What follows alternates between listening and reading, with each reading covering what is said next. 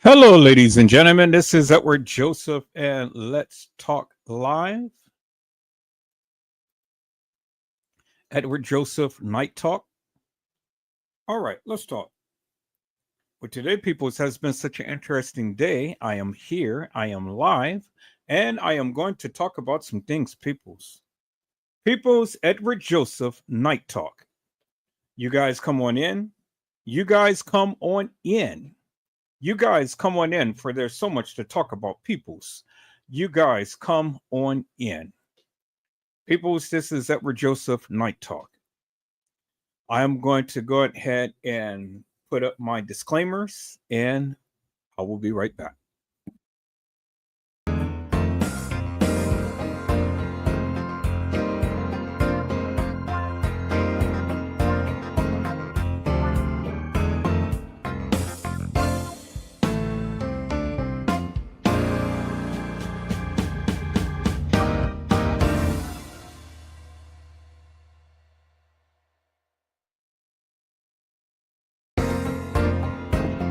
All scenes in this video has allegedly occurred. We hold no responsibility to what is being spoken. People, that means any and everything that I say in this live has allegedly occurred. We hold no responsibility. What I say, you say, or anybody else say. Let's go.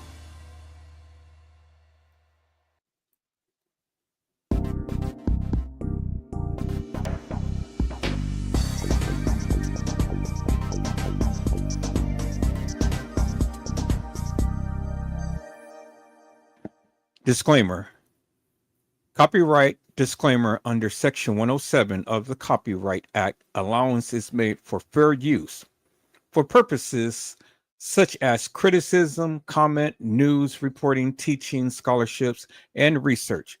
Fair use is a use permitted by copyright statute that might otherwise be infringing nonprofit, educational, or personal use. Tips the balance in favor of fair use.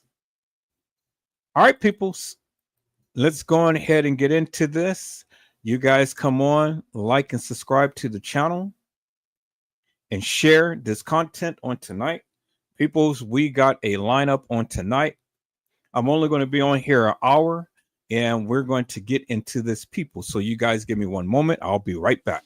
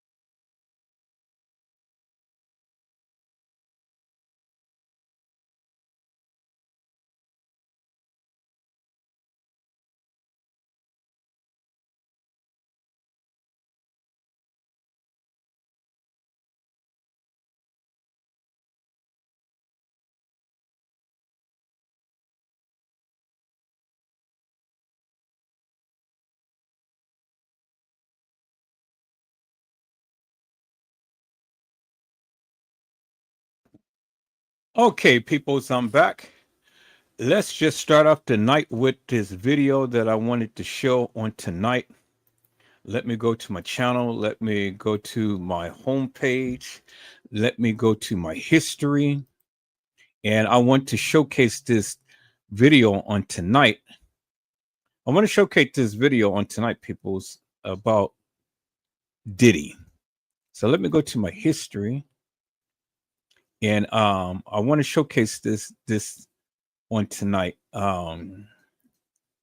Diddy may be having HIV, but he's still in jail and he is still doing his old behaviors and things. And some things people just can't let go. And so I hate to see him go through the things that he's going through, but then on the same token, you put yourself in that situation.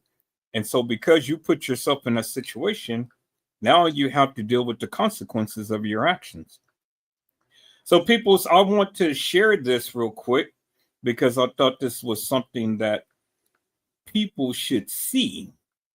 And hopefully this will inspire many of you to change your behaviors. So let me go ahead and share this particular live. People. Could have that. Yeah, let's go.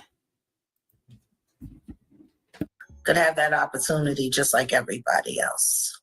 I mean, he actually caught HIV, like having like a lot of women. Oh yeah, let's just go down the rabbit hole of all of his sins. He faced that head up. How many dudes is running around undetectable, G? Come on. In the game. Man. Because I could tell you 20 right now that I could rattle off names. Word on the street is Diddy's health is in serious danger behind bars, and it is not looking good for him right now. According to recent reports, Diddy has lost severe weight, and it's not just because of the food in the prison or him refusing to eat, but for the fact that he is suffering from an acute STD behind bars. So, as you probably know, Diddy's been sitting in prison for a few months now, waiting for his trial that's supposed to go down in May 2025. But here's where it starts to get messy. Now, we all know about what Diddy was up to, but it wasn't just women in the SA. They're claiming he was out here forcing himself on men and hiring male escorts for himself, living that down-low lifestyle. And the rumors don't stop there. Word is, even behind bars, Diddy's allegedly been keeping up the same energy, if not worse, and getting D down. Reports are saying Diddy's got himself a crew of male groupies in prison. Yeah, these dudes are apparently riding for him so hard they're even making his bed for him. Like, what? And to make things worse, these same groupies might not just be folding sheets. Diddy allegedly has jail groupies who hate on each other for making his bed. Yo, this is why context matters. The reason why context matters. That's him. The baby oil villain himself, Diddy. Heard they found 1,000 bottles of baby oil in his crib. And tapes, man. Tapes of his freak-offs. Oh, they say he oils you up and then takes your soul. Woo. Yo, man, don't tell me you all scared of some celebrity with some baby oil. Now, here's the wild part. Allegedly, Diddy's been getting down with these dudes in ways we can't even say out loud. And y'all know how it goes in jail. Getting access to protection isn't exactly easy. That alone is already risky. But some folks are saying it might not even be consensual. Yo, I just heard that Diddy, a former inmate said that Diddy got groupies in the jail. And there have been recent reports that Diddy allegedly caught HIV while in jail. And to make things worse, Jaguar Wright has come forward to back up these claims in her signature no-holds-barred style. In a recent interview with Real Life Productions, Jaguar Wright dropped some serious tea about Sean Diddy Combs. She claimed that Diddy has reportedly been dealing with HIV and that he's faced his diagnosis head up. But that's not all. Wright went even deeper, claiming she could name at least 20 other men she believes are in the same boat as Diddy. She hinted that this issue goes beyond just Diddy's actions, calling it a much larger problem. However, she refused to name names, saying she plans to spill it all on her upcoming show. I'm just saying. You want to know what's wild about that, though? He faced that head up. He did. He didn't stop doing what he's done. He an advocate. Now he did that. And period. Listen to me. He faced that head up. How many dudes is running around undetectable, G? Come on. In the game. Man. Because I could tell you 20 right now that I could rattle off names, and wouldn't nobody be able to sue me. Wait, please name them, because we need to know. Wait a minute.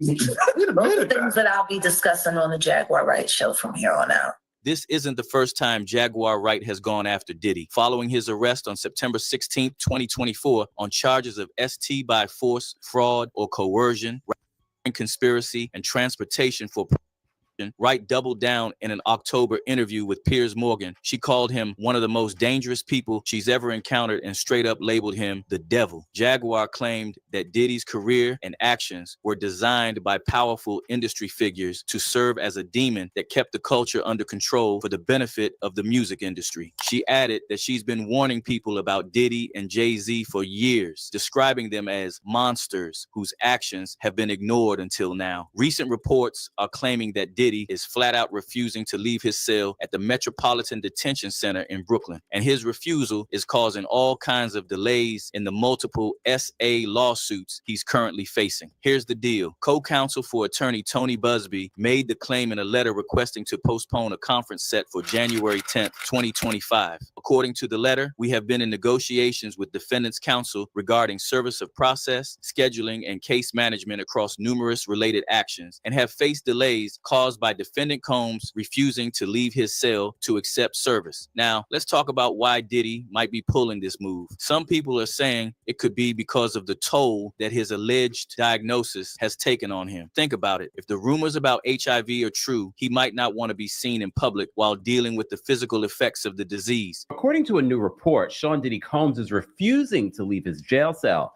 and apparently, allegedly, had a meltdown during the Christmas holiday. But that's not all. There have been reports claiming that Diddy's paranoia is getting worse behind bars. Word is he's even refusing to eat because he's terrified of being poisoned. And honestly, when you think about all the rumors floating around about Diddy allegedly being behind the scenes and unaliving people, you can see why he might be scared. According to some sources, he allegedly used poison that caused pneumonia-like symptoms. So now that he's locked up, it seems like he's convinced someone might try to do the same to him. Diddy is apparently refusing meals. I don't know if it's all of them, but he's refusing some of them, and he's been reportedly looking a lot thinner.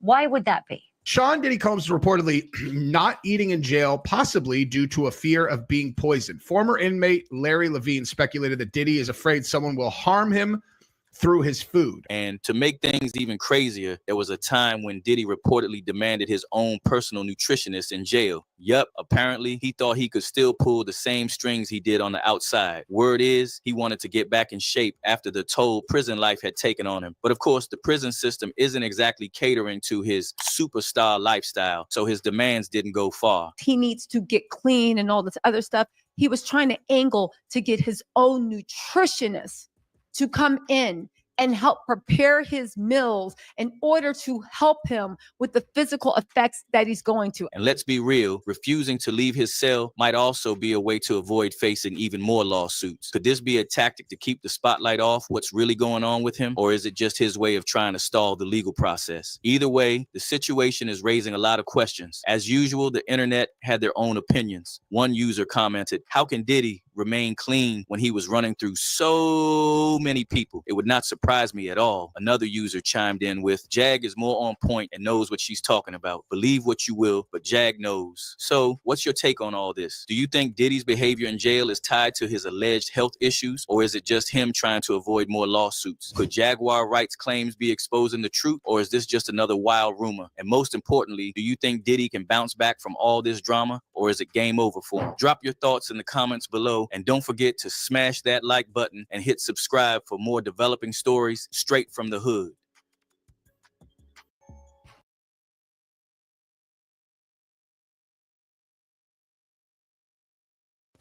And there you have it, peoples. What do you think? What is it that you think, peoples? Do you think that Diddy is suffering from the various things that he has done to the people? You guys, hold on.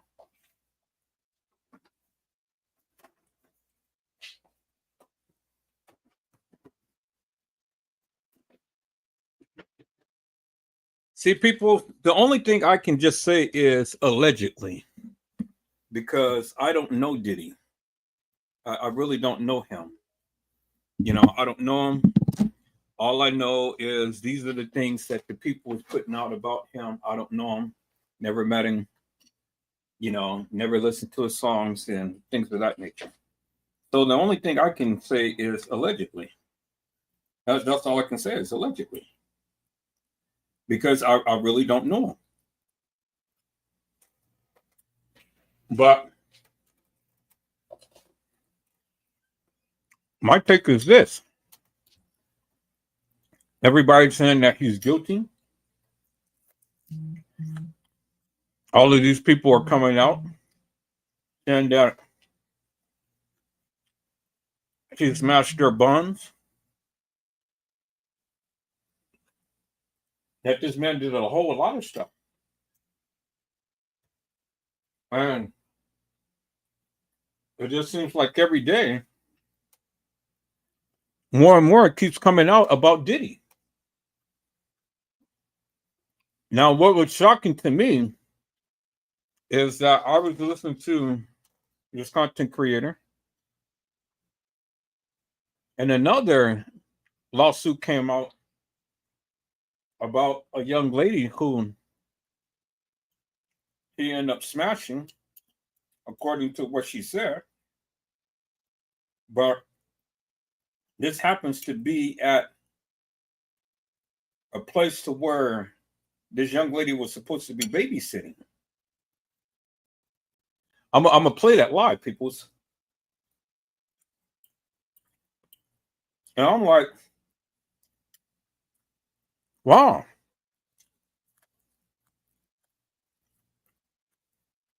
You know, it was amazing to listen to what this young lady had accused them of.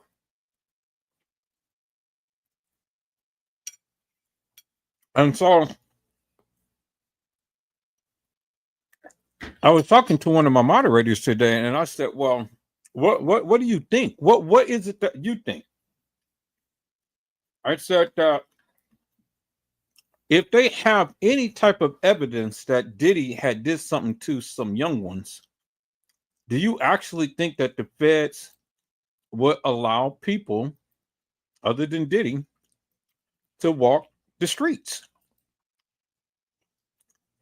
And so she told me that basically this is how the feds do.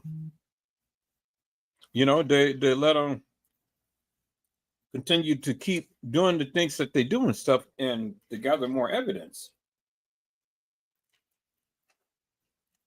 And I'm like, well, but if they literally had like videos or pictures of him actually, you know, doing something to the young one, do you not think that the feds would literally, you know, come in and put a stop to it?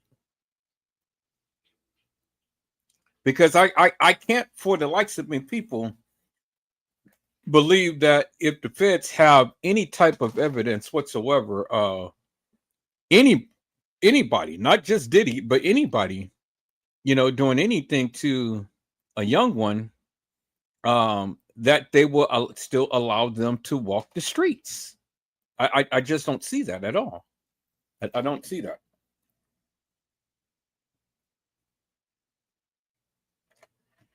And so my question is, do the feds really have that type of information? Do they? Well, let's take a look at this. Let's take a look at this live, peoples, because the babysitter sued Diddy. And this is very disturbing allegations, peoples, because I'm kind of like, you know, okay, I can see you want to have a freak off with all of the adults and things, but now when you are just going after babysitters, that takes upon a whole new level, peoples. Whole new level. And see, I know that Diddy is prone to do that because of the simple fact that he was caught on national TV trying to get a young one to come to an after party, and he was all giddy and everything like that. And then I was like, that is just poor taste, my friend. That is poor taste. Very, very poor taste. But they caught that on camera and nobody said anything. Well, I'm saying something. And I'm calling out all of those producers and people and stuff, you know, somebody should have said something. Well, I'm saying something. If the other YouTubers don't say anything, I'm saying something. And I'm saying something now because that was just crazy.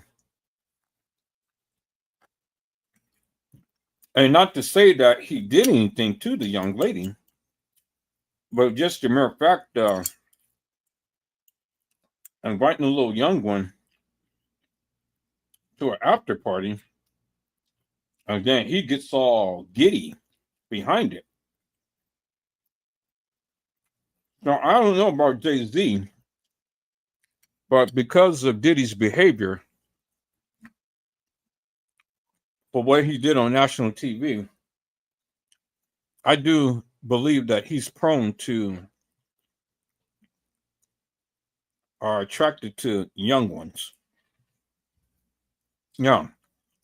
Would he ever do something to a young one? Well, again, that remains to be seen, peoples, because, you know, I don't know. We have to see what Justin Bieber says in Usher. But as far as what he had did on national TV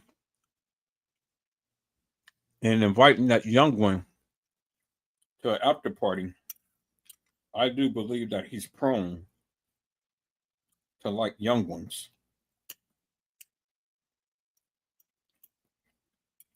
You know. So we're going to see what Justin Bieber and Usher has to say.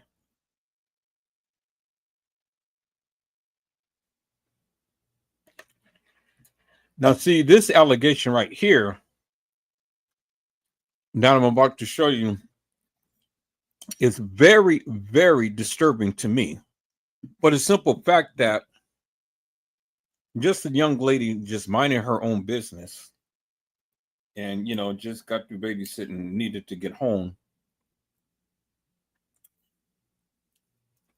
And I'll let the young lady tell the rest.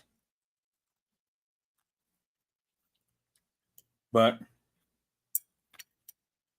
are you that hard up that you have to go and just go and be a predator and seek out young ones and run around with a bottle of wine and take it from the people? I'm gonna play that live, peoples, and then I'm gonna play the interview about the young lady that Andrew Holmes had essayed. Oh, it's going down, peoples, and the lawsuit is going. Both of them, the police officer and the young lady, has a major lawsuit going. Yeah, I believe that Tiffany Henyard and Andrew Holmes and all of them, they're going to be found liable. For the simple fact that Andrew Holmes is caught on audio tape talking about her stuff.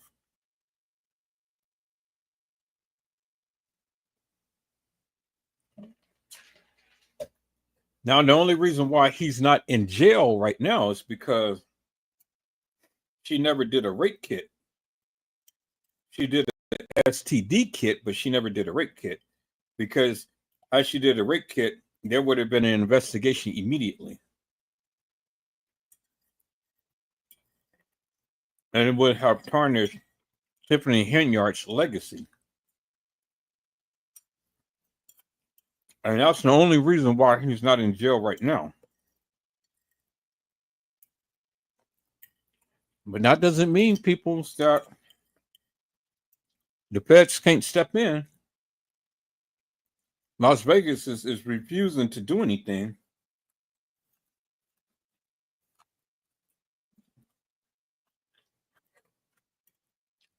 Now, I'm sure that this thing is still under investigation, but that's a violation of her civil rights.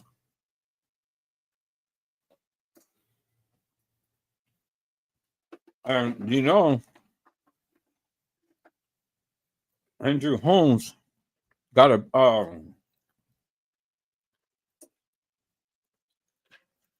got recognition from the DOJ. So the man got a few strings, but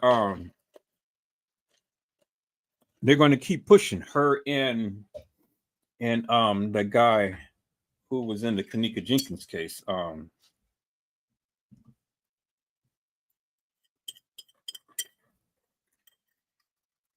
Who ended up going down there and getting arrested. The activist, I can't think of his name right now. I can't think of his name. But it'll come to me, peoples. But let's take a look at this real quick.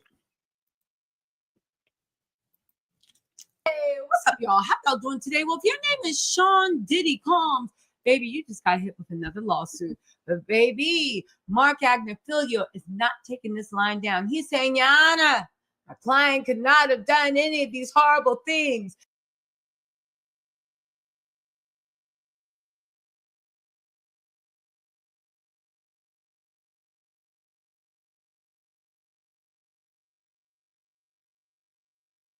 Diddy's defense for the newest lawsuit, which by the way is an underage person, she seems to have proof. We believe all victims. Mark Agnifilio's angle is, Yana, my client couldn't have done this thing. Yana, it's impossible for over this many people to say they were insulted and assaulted by this very person. To which I will say, have you interviewed the rats and roaches in Diddy's cage in his jail cell? Because at the end of the day, I'm sure they even got stories to tell. Again, it's shocking to me that Diddy's new defense is, I couldn't have done it because too many people are saying I did it. Diddy, that is not an alibi. That is literally season 1 of the making of a monster. By the way, don't forget, we're going to have live watch parties for a lot of these Diddy documentaries, especially the 4-part one. Let me know what you think in the comments, okay? Or if you're actually going to join me, but forget all that because we need to talk about this newest lawsuit. She gave a harrowing account of what actually happened. She is a Jane Doe. She is a Jane Doe. And listen, let me just say, it might be proven that some of these people are putting 20 on 10. It might be proven that some of these people are lying, but I refuse to believe that this many people have come out to lie against this man who, by the way, besides Cassie, Diddy has not paid a dime to anyone. So people are saying, oh, they just looking for money. They looking for a come up. None of these other cases besides Cassie have been have been settled. On top of that, you actually have to look at what's really going on, which is, I believe, and this is just my opinion, right? I feel like because Diddy is weakened, because his reign of terror is over, a lot of people are speaking out. And it's not just about getting money. It's not just getting him arrested. A lot of people want Diddy's reputation ruined because he used his reputation to prey on people. Now, I know some people might be like, there's a war on Black billionaires. No, there's not, because there are still plenty of Black billionaires, all of them a lot richer than Diddy and their fades, who are not raping and pillaging the village, if you know what I'm saying. So for anybody that's just saying no, that why don't y'all put the effort into supporting law-abiding billionaires if that's what you're looking for? Anyway, let's get into this, right? They're saying that she was a 16-year-old high school student. What does that mean? It means she couldn't have consented. Even if she did, she couldn't have consented. She was residing with her parents in Lower Manhattan. She worked part-time as a babysitter at an apartment building around the corner from where she lived. In the building where she babysat, a well-known woman whom the defendant was in a relationship also resided. Are you trying to say she lived in Kim Porter's old apartment building. Are you trying to say that this was maybe J-Lo? But then again, we can't even throw those things out because at the end of the day, Diddy was involved with half of New York, if you actually believe the stories. And at this point, I actually do. Anyway, let's get in more of the nature of the action. On or about between late August or early September 2000, she was 16 years old. Just before school started, she was working as a babysitter in the building where Diddy's romantic partner lived. As she left the babysitting job and was exiting the building, she came upon Diddy, who was in the presence of two male individuals who apparently worked for him. He was sitting in a car with the door open. He engaged her in conversation, asked where she was going so late at night. Okay. And it was not safe for her to be walking along. She advised Diddy that she lived around the corner and was familiar with the neighborhood and would be fine. Diddy didn't stop. He offered her a ride home several times, but she continued to refuse. After much cajoling, she agreed and got into his car. Getting into Diddy's car that day was something she would regret forever. During the ride, she became scared when they did not drop her off as promised. He gave her a drink to calm her down. She soon became groggy and unsteady. Diddy and the staff, the two male co-defendants, proceeded to a location where she was sexually by Diddy. On top of that, they are taking the New York City Victims Gender Motivated Violence and Protection Act, right? Now, let me just say this, right? Mark Agnifilio said this is all lies. He says this couldn't happen. He says that Yana, there's just no way. However, at the end of the day, it is another lawsuit, and Diddy still has not answered for any of them. Now, we know he is windmilling, fighting for his life in federal court, but me thinks he hasn't answered any of these lawsuits because he knows if he does, the government can and will use it against him. See, here's the thing. When it was just civil and it was just Cassie and he thought he could play in our faces, he was happy to play in our face. But now that he knows that the government means business, now that he knows that the government is not allowing him to play in our faces, now that he knows that anything he says can and will be used against him, you notice the way Mark Agnifilio is just sitting there on, Yana, at this time, we have nothing more to say. Mark Agnifilio and them are just sitting on mute. You guys, listen. This is an absolutely unmitigated mess. TMZ is reporting that she says she was underage when the alleged assault occurred. Let me just say this too, right? During the 2000s to 2000, actually in America, I would say during 1997 to 2008, it was acceptable for people that were celebrities to have a young thing around. What we looked at as assault, what we looked at as rape, what we looked at as DV, but even what we looked at as abuse, right? How many songs were written in the 80s, 90s, and early 2000s about having a tenderoni, having a young thing? I'm talking about rap, rock, have it, whatever you want. About like, she's just 16 years old, right? There are so many songs, sonnets, poems written about this weirdo behavior back then that we need to accept that people thought that it was culturally acceptable. At least the villains did. On top of that, that was at a time where if a woman was SA'd, unless they were put in the hospital and left there, people really thought it was your job to guard your honor. And if they caught you slipping, well, that was just on you. So given that was a time, given that what things were people were thinking about, I do not think it's far-fetched that Diddy saw a pretty 16-year-old babysitting, decided he wanted a quick sneaky link, was leaving the building, convinced her, gave her that, and then dropped her off. Let's also not forget back then, they did not test for date grape drug. Nobody really knew what it was. So even if something happened, people would be like, oh, maybe I drank something. Diddy had gotten away with it allegedly for years. So again, I feel like he thought he was committing the perfect crime. So I actually think this is 100% believable, right? She got scared when he didn't drop her off at home. He gave her a drink to calm her down. Isn't that the perfect thing? Wait, where are you taking me? Because you're in a car with 3 men and you're only 16. And let's not forget, you got to be home by a certain time. So you're probably worried about getting in trouble. So here, just drink this, just calm down. And you're doing it because you're like, are you going to drop me off at home? All right. She suffered financial damages, physical injury, and serious emotional distress.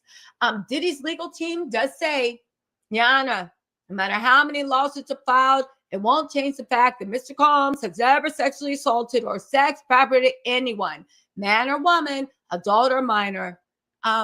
Excuse me, Mark Agnifilio, but I believe the U.S. Attorney's Office begs to differ. We live in a world where anyone can file a lawsuit for any reason. Fortunately, a fair and impartial judicial process exists to find the truth, Your Honor. Mr. Combs is confident he will prevail in court. Baby, we gonna see, because May is coming up sooner than you think. And let's also not forget, the federal government wants to get the Enterprise paper, the Enterprise letter, March the 7th. That's when we find out who his co-defendants are and who his co-conspirators are. However, Diddy is posting he wants that letter by February 1st. Baby, we get that letter February 1st, you know we're going to have a marathon live. But regardless of what you think, let me know what you think in the comments. And I'll talk to y'all later.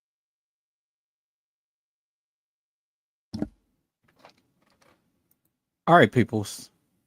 Hello, Gina, to you. How are you, ma'am? It is a blessing to see you on tonight. Gina to you says, greetings, Edward. All right. Well, Gina, you heard what the young lady had said, that Diddy had ended up SAing a babysitter. Now, Gina, this is not far-fetched. It's not far-fetched.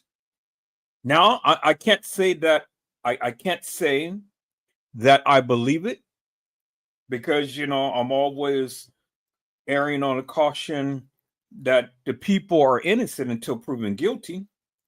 But I can say that he has a tendencies of doing that. And this is not so much far-fetched. Now, the other allegation of that so-called 13-year-old girl, you know, at that particular time, that she was supposed to have been SA'd and stuff and taken so many miles away from home and then left down there. I don't believe that at all, period. Not at all. Now, do I believe that something may have happened to her? Probably so. But do I believe it was Diddy and Jay-Z? Absolutely not. Absolutely not. Absolutely not. And the only reason why I base my thoughts and views like that is only because of the simple fact that she couldn't prove, and not only she couldn't prove, but it's just so far-fetched that someone's parent whose child is artistic would allow their child to go so far away. And obviously, you know, the parents didn't know. But you mean to tell me that the parents did not know where she was? She's 13. She's 13. So obviously that meant that she was out all night long. You have an autistic child that is out all night long, and that doesn't raise the hair on top of your head or the hairs behind your neck. And your child is autistic, and yet you never ask or ever even wonder where she is. See, just that alone, peoples, makes me believe that this is just bullshit. It's bullshit. You know? And then not only that, but the thing is that she has been driven all of these miles away from home and then left there 5 hours away.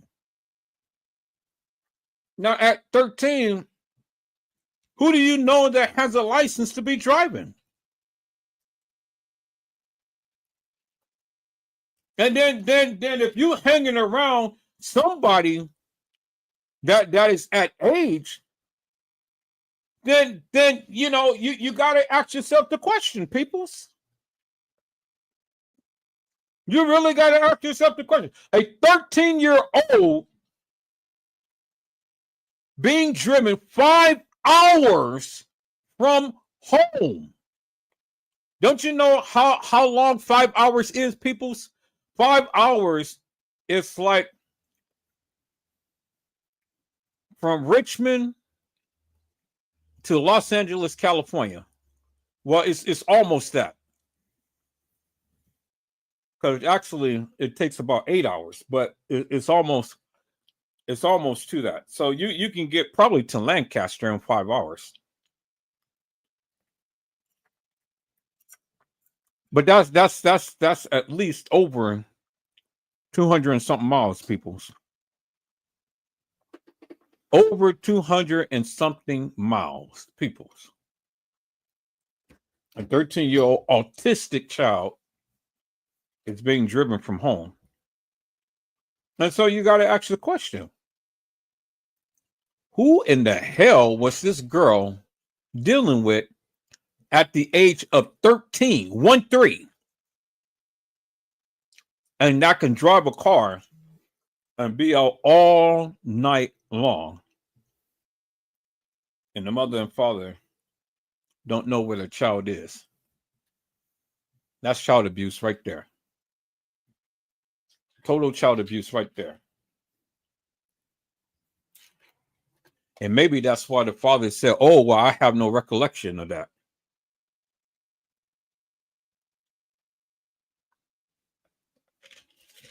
Because if it really happened,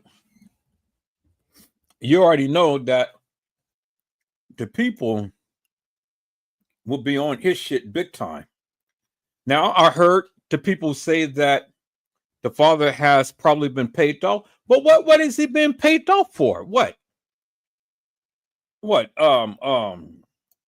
Allowing his child to go? He had did he have any type of notion that she was going to see Diddy, and that his daughter had an appointment with Diddy and Jay-Z? See, you know, people are so damn stupid. I mean, that doesn't sit well with me. He's getting paid for what? What is he getting paid for? What, to let his daughter go and drive 5 hours away? He had no clue that she was going in to see Diddy and Jay-Z. And the chances of her being able to see Diddy and Jay-Z was slim to none. So what is he getting paid for? What is he getting paid for? He is not like he's not like that guy that runs to Family Feud. What's that guy's name that runs to Family Feud? What is his name? The host of Family Feud. God, I can't think of his name, peoples. What is y'all help me out? What is his name? The guy who hosts Family Feud. His name is at the tip of my tongue. I can't think of it. I had an MRI tonight, and so I got packed up with all of this radiation and everything. So I guess it's affecting my memory right now. But I can't think of his name.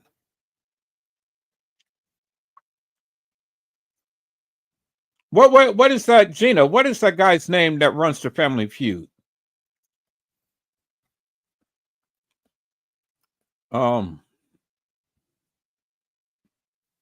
He's the host of Family Feud. Um, Steve Harvey. Steve Harvey. God, I couldn't think of that for nothing in the world. Like I say, I had an MRI done tonight. Yeah, my mind is all clouded. So they did an MRI scan on my head and neck, and I got to go back to get an MRI done on my lower back, my lumbar. Yeah. Steve Harvey sold his daughter into sex slavery. Sold his daughter to Diddy and then to other people in the industry.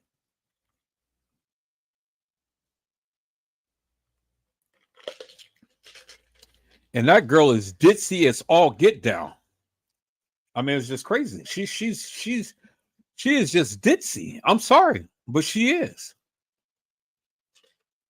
But they said that in a superseding indictment, Steve Harvey, Oprah Winfrey, and Steve Harvey, Oprah Winfrey, and it was another person that is going to be named in the superseding indictment.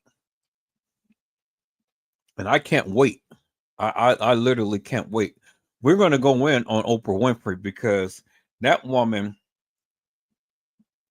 several of the students that at her school came up missing. And see, people's, nobody is talking about these missing people. Nobody is talking about these missing girls. But Edward Joseph is, and I'm going to continue to keep bringing awareness to SA all over the place, not just in California. Because see, people's, what I just found out, my friend's friend that came up missing out in Sacramento, in a city called Elk Grove, just came up missing. And I'm stunned because, you know, from a very affluent neighborhood, and nobody can find her. And all of these kids that is on these milk cartons and, you know, everything, they don't put them on milk cartons now no more because of the internet, but nobody's talking about it. These kids that was missing in Oprah Winfrey's school, and nobody's talking about it. Well, Edward Joseph is going to talk about it, peoples. Edward Joseph is going to talk about it because, see, the thing is, peoples, like I told you all many years, I said what happened to Kanika was a major setup. And that live that I played last night with Jeff King's Productions, that girl who you know was all hooshed up on some type of drugs or whatever, you know, she told us. She told us they set Kanika up. And she said that that's what Kanika get because Kanika was a setup queen. But that was based upon what she said. But now we got to figure out which Kanika she's talking about. Because the Kanika Jenkins that I have come to get acquainted with through her videos and pictures and things like that, she never struck me as one that will do something like that, you know. And I've never seen a different demeanor from her in any of the videos that I've ever seen. So are we talking about Jenkins or are we talking about Martin? Because see, Martin was the fighter. Jenkins was the goofy one. So who are we talking about? That's the key right there. Who are we talking about? And then not only that, people's, I'm going to go back over because see, I'm still grappling with this, people's, because when Lenora had took a picture with Kanika's father, she had a child in her hand. And there's a lot of inbreeding in that Jenkins family. Now, I know many of you say that TM had Kanika, but did she really have Kanika? And how old is Lenora over Kanika?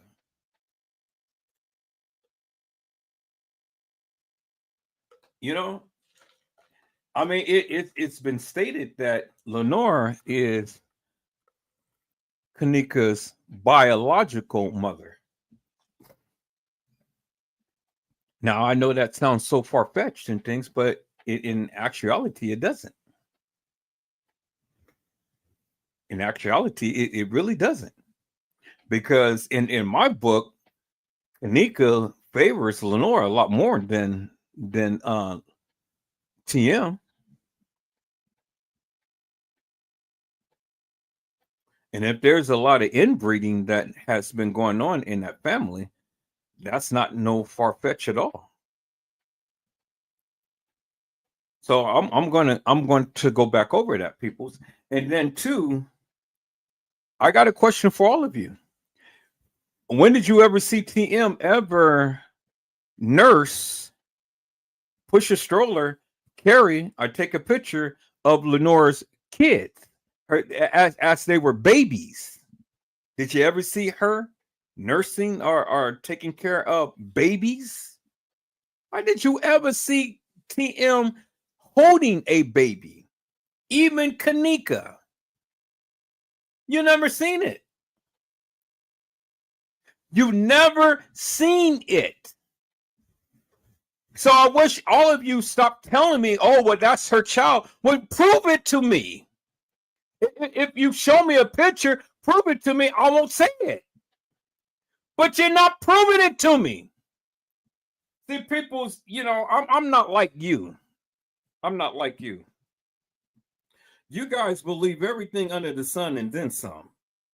Me, I have to see some proof. And I'm not satisfied until I get some proof. Until and see, the thing about me, people, says if I believe something, I'm going to believe it until proven otherwise. So you can sit here and flap your gums as much as you want to, but it ain't going to do no hill of beans for me. Because until I get a greater understanding for myself, well, then, I mean, it ain't no sense in trying to change my mind. Because you got to come better with just flapping your lips. I need some proof. I need some substantial proof. And even if you don't have a picture or something, it got you got to be able to express some things in such great detail to where it will literally, you're painting a picture. But this is easy, people. This is real easy. Because see, my challenge to you is simply this. You show me a picture of TM holding any baby. Lenora's baby, or Kanika, or Ken Jr., or even Lenora. Did y'all ever see any baby pictures of Lenora? I'm not talking about young pictures. I'm talking about baby pictures, diaper pictures. The wah pictures. Did you ever see it? Now there's only 2 to 3 pictures of the supposed Kanika being a baby, and that's the only pictures that has been surfacing around the internet. Come better than that. Come correct, peoples. Come correct. Because see, that ain't doing nothing for me. It ain't helping me no way, shape, or fashion.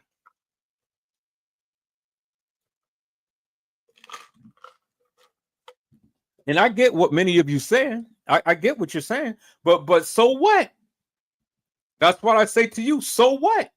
Well, what does that mean to me?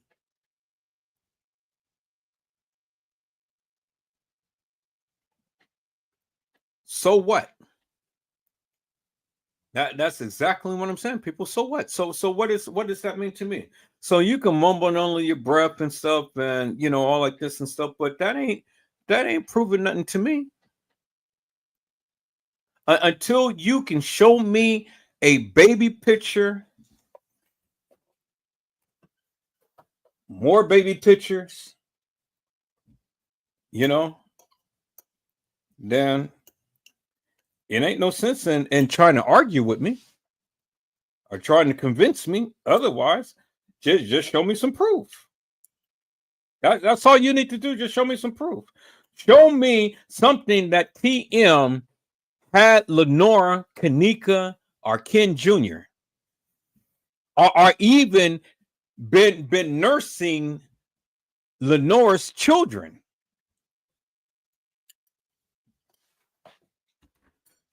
Now let me go a step further.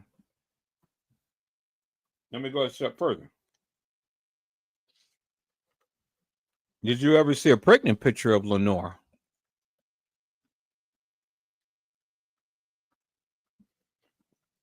Did you? I didn't. Did you?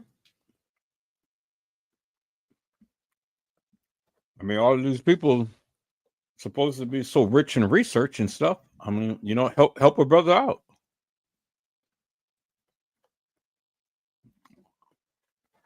And see, that's the thing, peoples. All of these kids is coming up missing. And ain't nobody saying anything.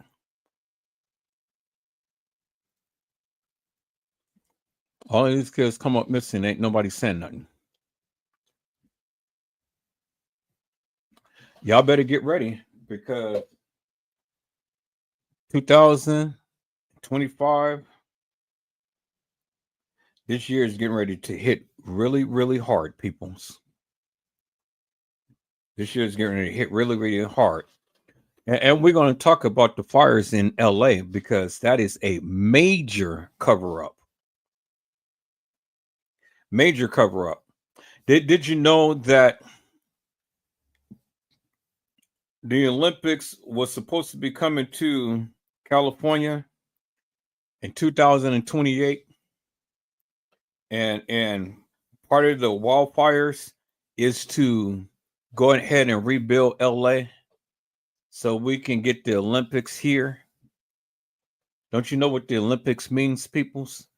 It means power, prestige, and money like you wouldn't believe. So it's a twofold thing with the Diddy's case. And see, even that was planned. That Diddy's case was a distraction. That's all it was. It was a distraction. Gina said that I believe it's a fourfold. Well, I know two things for sure. One is the Olympics that's supposed to be coming to California, and then two, Diddy is a distraction. I don't know what the other two that you're thinking of, Gina, but those are my two observations that I see, and that is purposely done. Purposely done. Because see, people, I have lived in California all of my life, and I have never, ever seen the likes of anything like this. Never. Jenna, to you said cover up, land grab, population control, and build smart city by 2028. Woo wee, man. And I have to agree with you totally 100% and then some. Totally agree with you. It's called gentrification, peoples. Did you know that California passed a law to where any officer out there sees some homeless people out, they can go and take them in? Literally, it's not like an arrest, but it is an arrest. And then they can keep them incarcerated. Forced incarceration to put them in a drug rehabilitation program or put them in a shelter. Oakland has changed because it used to be we seen all of these homeless people everywhere. Now you don't see all of that. All of that, and I did a live on that because I did a live, and I've shown you how it was looking in Oakland at one time because I went to Tent City. I'm gonna drive out in Oakland, peoples, and I'm gonna go live and I'm gonna show you. And then I'm going to go out to my car and I'm going to get my dash cam and I'm going to upload it to YouTube and we're going to watch. You're going to see some of the places in Oakland and stuff and how it looks and things. And I'm going to show you different places and stuff in California. Now I'm going to go down to LA. I'm going to go down to LA and I'm going to show you firsthand. Now we're dependent upon all of the news people and other people who's taking all of the pictures and stuff, but Edward Joseph is going to show you firsthand. See, they're only going to cover certain things out there. I know the haps because I have family that's out there that's in grave danger of losing their homes. And so, we're praying people, we're praying people, and we know that God, the elect will always be taken care of. And so we're praying people, but I'm personally going to go and I'm going to show you the destruction, devastation, and destruction, and it's not right and it's not fair. And see, the thing is, peoples, to a certain degree, I'm like, okay, these people houses burned down. Now you starting to see and feel how these homeless people feel. They're homeless. Now you're homeless. You lost your $5 million, $10 million mansion. But see, the thing is, peoples, it's not only just these millionaires that lost mansions and stuff, it's regular ordinary people who is middle class and upper class and lost everything.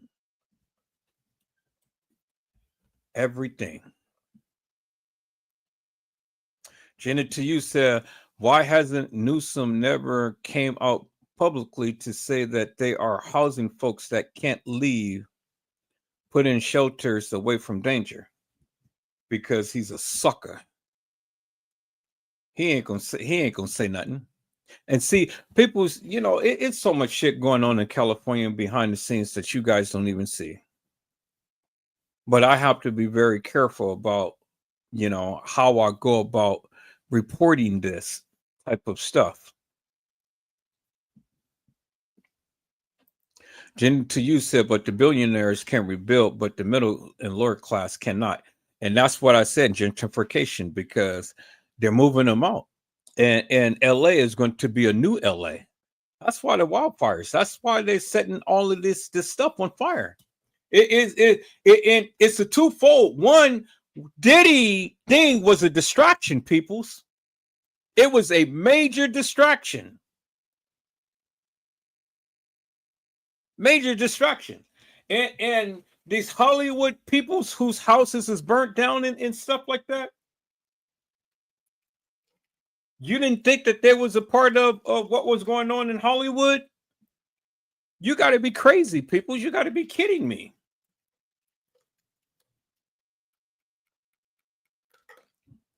They're purposely burning these people's. I told you, I've been living in California all my life. You ain't never, ever, ever heard of any Hollywood people whose houses has been burned down. Now you're hearing about Jay-Z's our Beyonce's mom house burnt down. Mel Gibson and Paris Hilton and a host of others burnt down. And others is still on the verge of burning down. See, God held up the rain, peoples. But see, you can't blame God for this because this was man-made destruction. And God just only allowing it to, go ahead and clean up some stuff. That's why he held back the rain. Because it was supposed to be raining, but the rains ain't going. And you got 100 miles per hour winds. Peoples, have you ever had a gust of wind just hit you?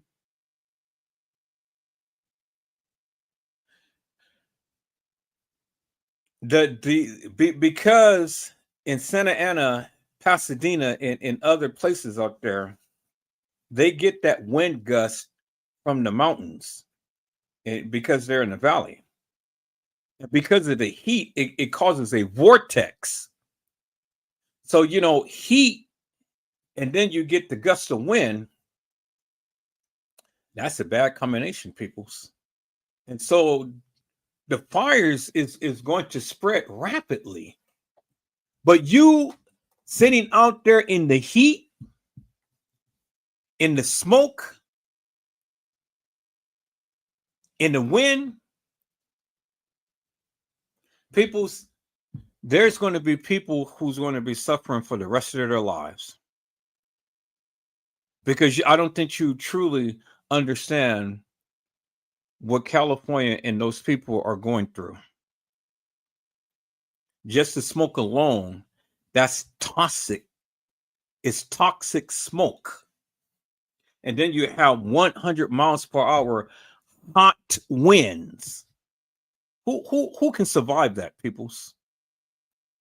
Who can survive that? They're not even reporting the death toll. It's a lot more people who died than just a couple of people that they say died, because not everybody got out. It's a lot of under reporting going on, peoples. It's a lot of under reporting going on. And I know firsthand because I told you I got family out there. I got family out there. And see, you got to understand where these people are. These people are in the midst of nowhere. So the roads, you can't just cross out in the roads and stuff because even the roads is closed. There's a lot of people who died in this fire. And the governor ain't saying shit about that. And then peoples, you can't get water out the fire hydrant. That shit was purposely done. The water pressure is little to nothing. Little to nothing. And ain't nobody reporting that.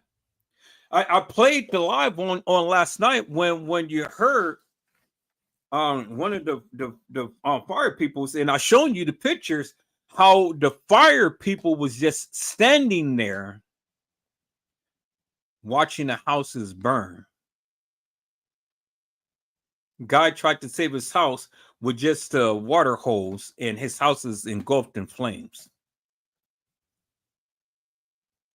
And the people were standing there videotaping him while his house is burning down. How heartless that is. He tried his best to save his home, and he couldn't. And then you have the fire people over there trying to save a bank that's already engulfed totally in flames. And then you look behind them, the whole damn city is burnt down. So why are you spinning your wheels upon trying to save a bank that is already engulfed in flames? And then behind you, the whole goddamn city is burnt down. Help me to make that make sense, peoples.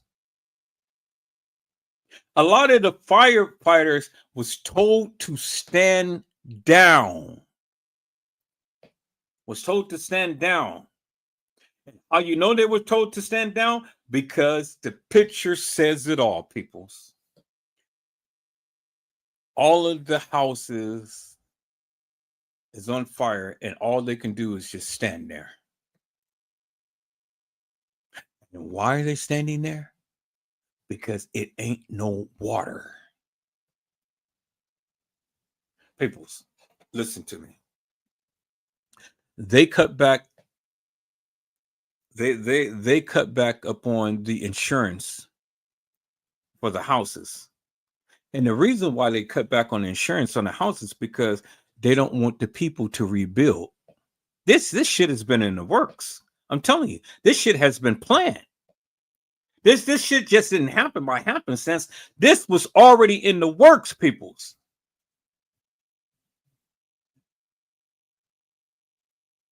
Thousands and thousands of people lost their homes and they can't rebuild because they have no insurance on their home.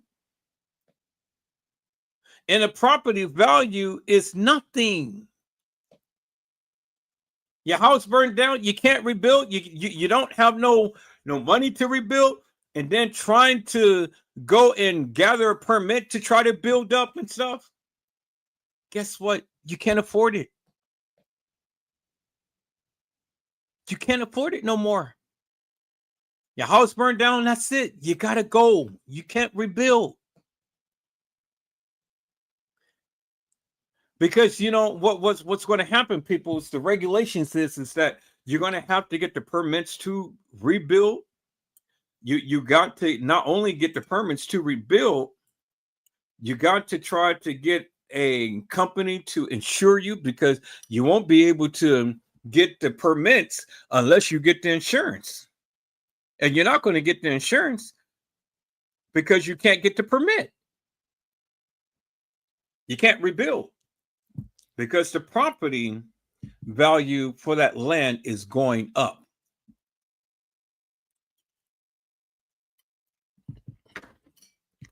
Oh, people, listen to me. I'm going to have a realtor come on and explain to you what I'm saying. I'm going to have a realtor come on and explain to you what I'm saying. I'm just only giving you tidbits. Mark my words. Look what's happening. And it's not going to stop there. It's spreading all over California. That's why they passed a law to lock up the homeless people. That's why everybody's moving out of California, moving to Texas.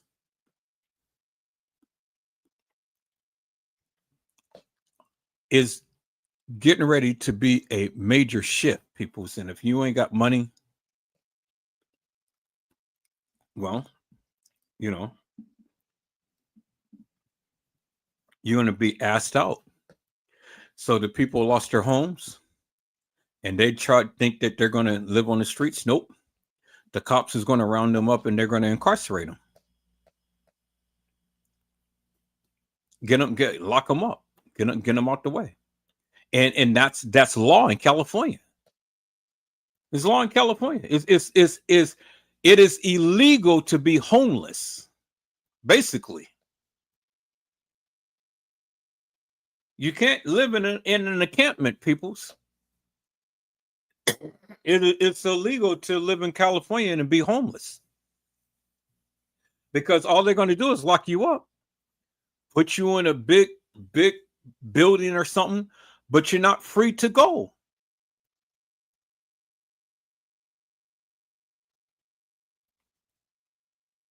Peoples, a lot of homeless people are gone. Tent City in Oakland and some places is gone. The people were incarcerated, but they're not talking about that. Those people are gone. How I know? Because I used to feed them. They're gone, people. They are gone.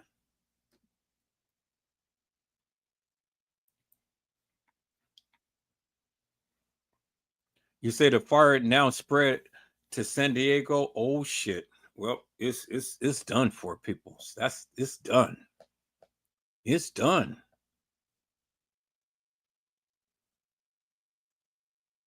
Unless the good Lord goes and send the rain, this is mass devastation at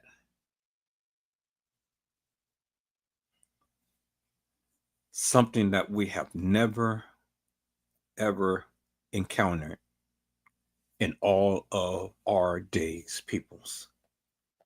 And they're not reporting that.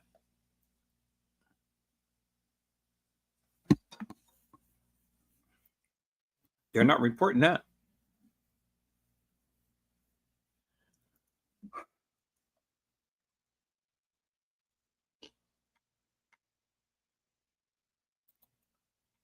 Yep, you are exactly right, Gina, to you.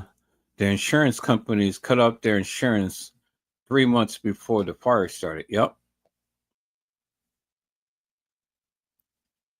They sure did. They sure did, peoples.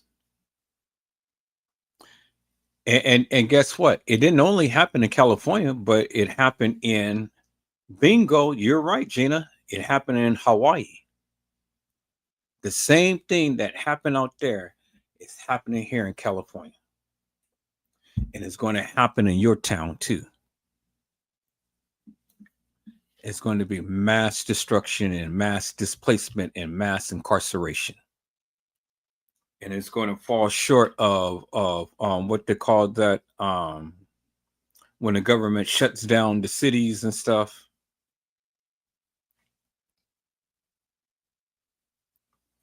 People look at what happened to Maui. And y'all keep thinking that all of this shit is natural disasters and stuff. That's what they say. That's what they say. You can't believe everything that they say. Can't believe it, people. That's why they throw so much stuff out there to confuse and try to change and control the narrative. All you got to do is just open up your eyes and look and see. See, I'm just one little voice. So, you know, my little thing may not be too much to you because you don't live here. You're not even experiencing it. So it may not be much to you. But I'm sure that other people is going to watch this live. They're going to listen. They're going to hear what I'm saying. And it's my prayer that other content creators that's in California talk about this. We need to get the word out. Talk about it. Spread the news. Let the people in Hawaii know you're not the only one going through this. Now, Oprah Winfrey, she could have got together with all of her billionaire friends and stuff and helped those people out.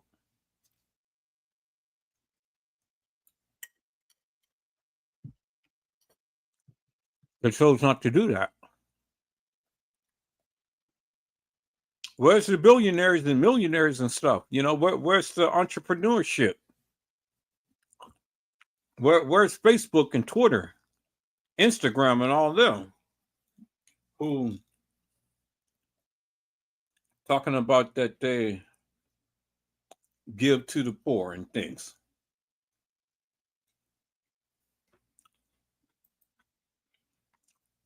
You guys better wake up and smell the coffee.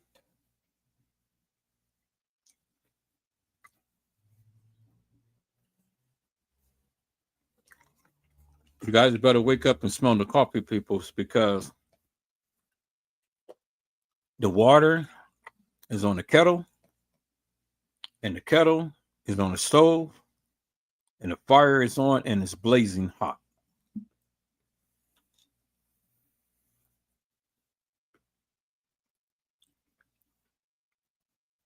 That's what they call the New World Order. And this ain't no conspiracy, peoples. This is I'm seeing it firsthand here in California. I'm seeing it firsthand. I'm witnessing it firsthand. It may not happen in your state yet, but it's going to happen. Mark my words.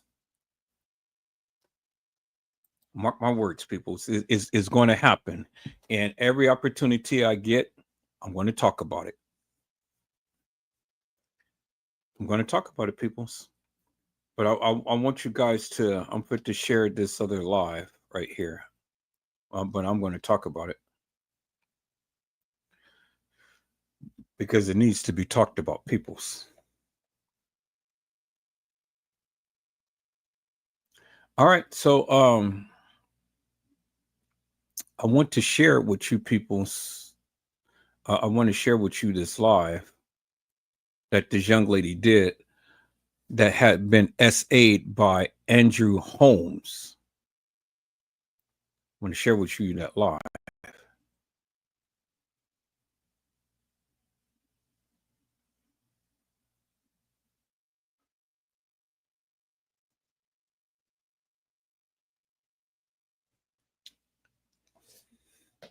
Here it is right here. This is so heartbreaking, peoples. And oh, my heart was torn up when I saw this. All right, we're gonna play this, and then I'm gonna get out of here, peoples, because it's already 11 o'clock. I meant to come on a little In August- earlier than what I did, but I didn't get a chance to. And so these are going to be my little infomercials and things, because I'm going to continue to keep bringing awareness. I'm going to continue to keep bringing awareness, people. So if the news ain't going to talk about it, I'm going to talk about it, and somebody's going to see it. And then hopefully that inspires others to go ahead and continue to keep sharing what's happening in their community, in their state, in their town. It's not right. It's not right for what's happening. But people pray for my family that their house be intact and be safe. I'm only going to just say this because I don't want to give their location away, but they're not too far from the fire as is raging now.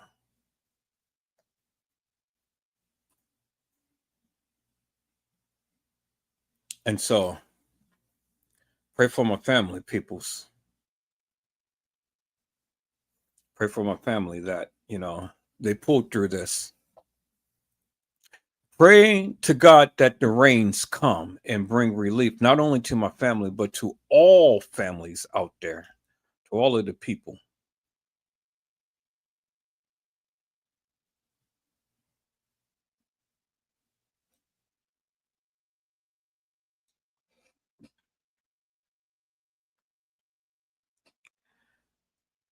It's tough.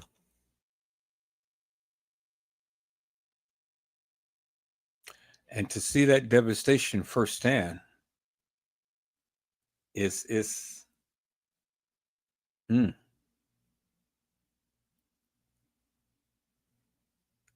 wow.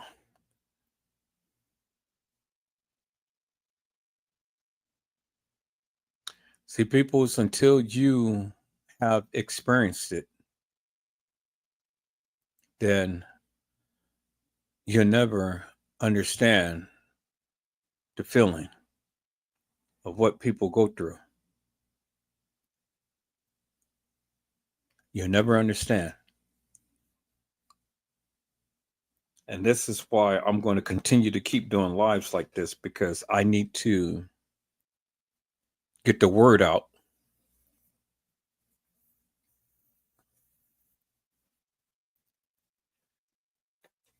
And continue to keep bringing awareness to it. Because one voice can turn into many voices. The more that you like and the more that you share my lives, these little infomercials that I'm doing right now, the more that you get the word out there to many other people. Take me out the equation, whether you like me or whether you don't. That's fine. That's no here or there, because it ain't about me. It ain't about me, peoples.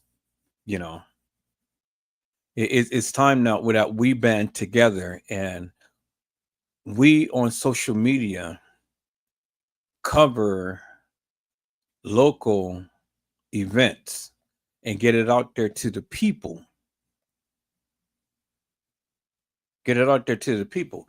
So what the mainstream media won't cover, we cover. We cover. You know, and we get it out there. Now, they can't hold me accountable for what I said because I've already put my disclaimer up there. I said everything that I said in this live is allegedly occurred. And we hold no responsibility to whatever I say or you say, whatever I show or you show. So everything has allegedly occurred. But you got to read between the lines, peoples, and you got to wake up and you got to look at what's happening and smell the coffee. Because I don't care what they say, the evidence is already there and it's already been proven, peoples. Because all of this stuff has been going on well before all of this stuff even happened. And that's how the powerful do. That's how the elites do. They cause havoc, conflict, and confusion. And remember, God is not the author of confusion. So when you have things that's clashing for the headlines, well, then there's a whole host of other things that is being concealed because everybody's talking about Diddy. Everybody's talking about Jay-Z. Everybody's talking about Busby. But there is a whole lot of other stuff that is going on that is literally in your face. And yeah, people may just glance over it. Oh yeah, the wildfires out there in LA and Maui and all of these other places and stuff, but nobody is bringing awareness to it. It's only just a couple of people or a handful of people talking about it because everybody's so infatuated with Diddy and Jay-Z and bringing black men down. Well, whether they guilty or not, I mean, that's nor here or there. The trial hasn't even set yet, and everybody's deeming them guilty. Why? Why are you deeming them guilty? Have you been there? Did you ever see them essay anybody? All of these are just allegations. So when do people become guilty and they even haven't been tried yet in a court of law? But what I'm saying, people, is this: don't stay so focused and get so infatuated with Diddy. He's in jail. He can't do anything. And so what if he's busting buns in jail? So what if he may have AIDS? He ain't the only one. A lot of Hollywood people is walking around with AIDS and things. I mean, look at what happened to Usher. Usher has a venereal disease.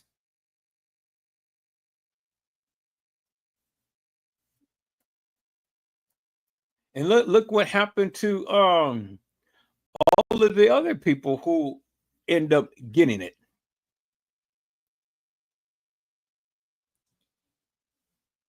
They even say Jay-Z got a venereal disease and end up giving it to some people. Rihanna, they say Jay-Z gave it to Rihanna and Rihanna gave it to that guy that she used to date.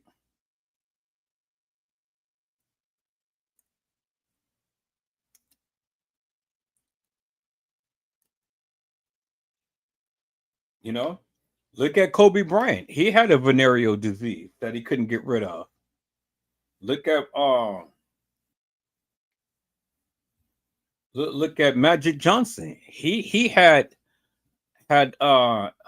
AIDS. They say that he doesn't have it no more. Well, whether he doesn't have it no more, he had it.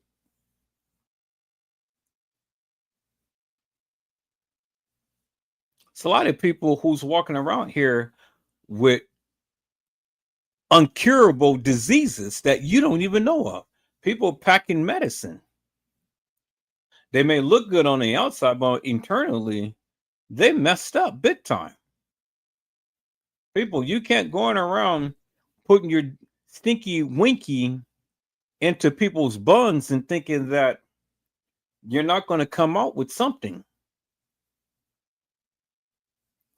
That's nasty.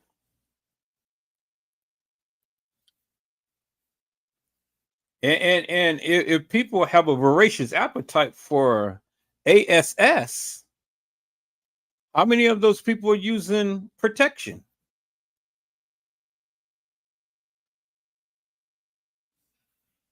You got to think about that, peoples. ASS is it's not it is not a natural sexual thing that the Lord intended for people to be doing. And so every bad thing that's in your body is coming out two areas. And is not to be played with.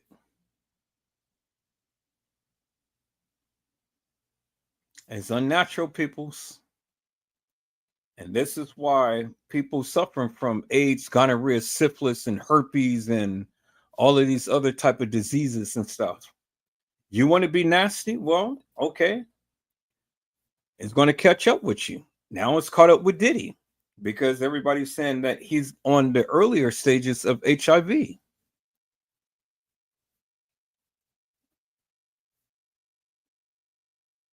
Well, whether that's true or not, peoples, that's no here or there with me. But at the end of the day, he brought that up on himself. And he's the one who has to live with it. And it's my sincere prayer, peoples, that, you know, if you guys live in that type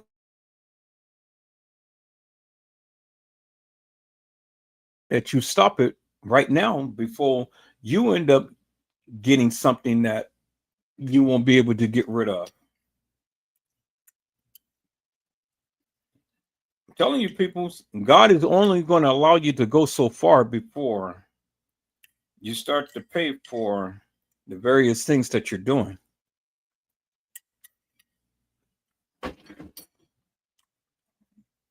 It's unnatural, it's immoral. And yeah, you can tell me, well, I choose my lifestyle. Okay, stay with your lifestyle. But I guarantee you one thing, peoples. I guarantee you it. And it is a guarantee.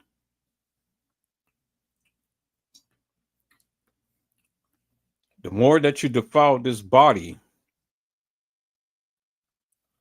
the more that the Lord is going to allow that madness to overtake you. You've seen a lot of preachers leave here because of the very things that they've been doing behind the scenes. Now they're no longer here. And they had to suffer publicly behind the things that they did behind the scenes. And so if the good Lord is going to take out the man of God who had preached his word, you ain't exempt.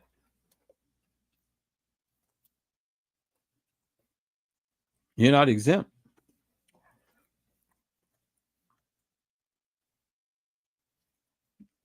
Warning comes before destructions, peoples. Your health, your wealth, it will decline. You know, you may think that, oh, it's all good and dandy right now. I'm young, I'm vibrant, I can do what I do and live the type of lifestyle and stuff like that. But people's, you know, keep living that unnatural lifestyle and then watch what's going to happen. Because prophecy is being fulfilled right now. You thought that things is bad now, is only going to get worse. Now, when we get to the point to where your children wants to be the opposite sex, and they're trying to pass laws to where the children have the rights to choose their sex. We have gone totally overboard, people. This nation has totally gone totally whack. Never ever ever would have thought that I would ever see the day that some whack madness like this would be in legislation. I'm gonna say this and then we're gonna play this video. I really don't care about your lifestyle. You can live the lifestyle that you want. You can be whatever you want. You can do whatever you want.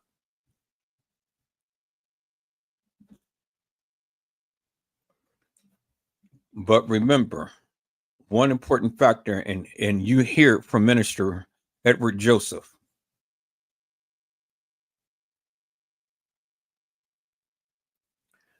Your body is the temple. And when you defile this temple,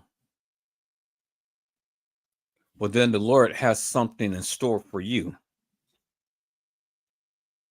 for how you abuse this temple. You heard it from Minister Edward Joseph. I'm telling you, peoples. I'm telling you. Because I have lived long enough to see good, wholesome, vibrant people die of sickness and disease, all because they could not stop drinking, they could not stop smoking, and they could not leave that perverted lifestyle alone. So, you people who sit up here and want to drink, well, my daddy is gone because he drank and smoked. My child's mother is gone because she drank and smoked. A host of friends are gone because they drank and smoked. Cousins, family members, a host of them is gone because they drank and smoked. Are you going to be next?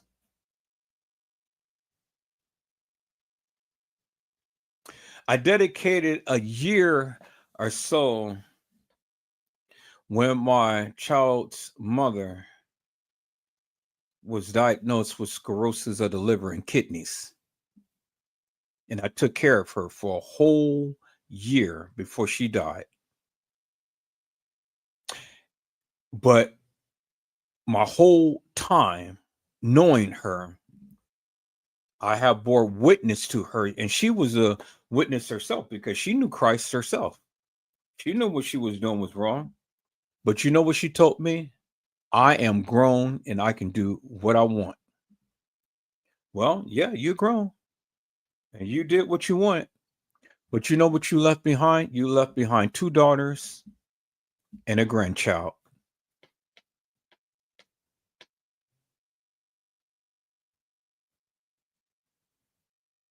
Now, was it all worth it? Was it?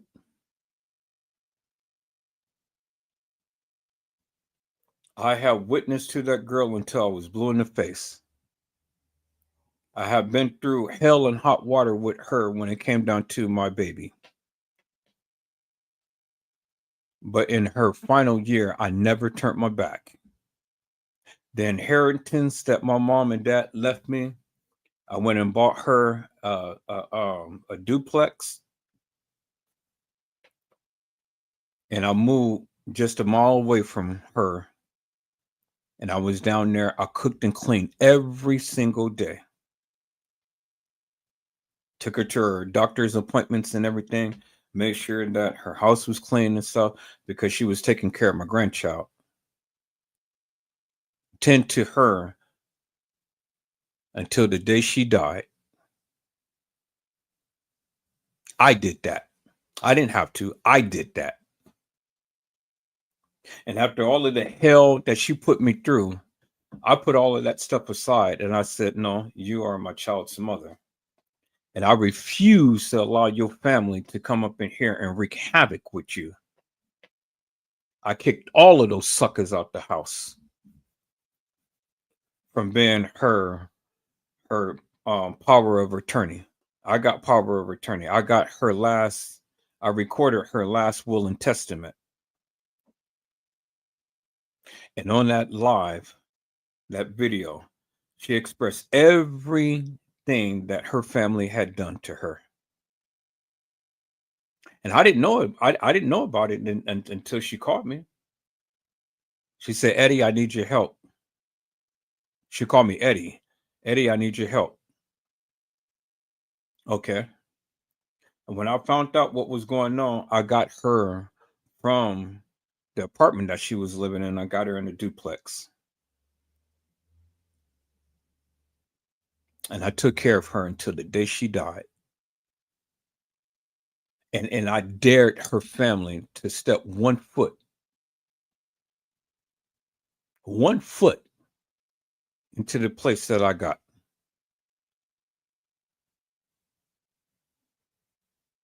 They never did because they didn't want to see the wrath of Edward Joseph.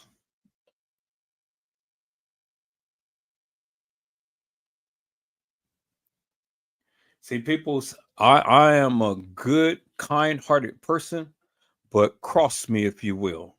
And then you'll see a totally different side of me that you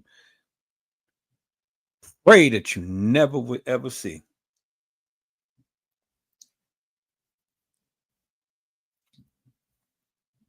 And when she made that phone call and I came down there,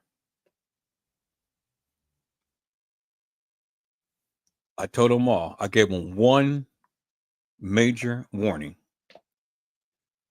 Leave now and never come back. Because if you do, it is going to be hell to pay. And they took heed because they knew the type of person I am when it comes down to my family. And what affected my child's mother affects my child. And I'm a beast when it comes down to my children and my grandbaby.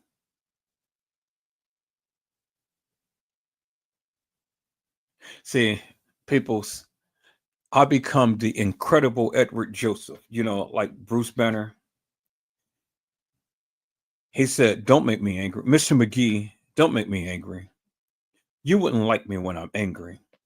And then he changes and transforms when he gets angry into the Incredible Hulk. Well, I turn into the Incredible Edward Joseph. And I told him, peoples, don't make me angry. You wouldn't like me when I'm angry. And that's all that I had to do, peoples. I gave him a warning. Leave now and don't ever come back. And that's exactly what happened.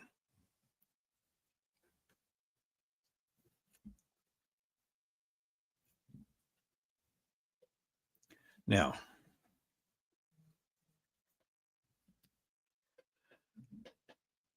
many of you think that you know me. You don't know me. You don't know me. I have a very damn good heart. Very damn good heart. But when you make me angry, you'll see a whole new side of me.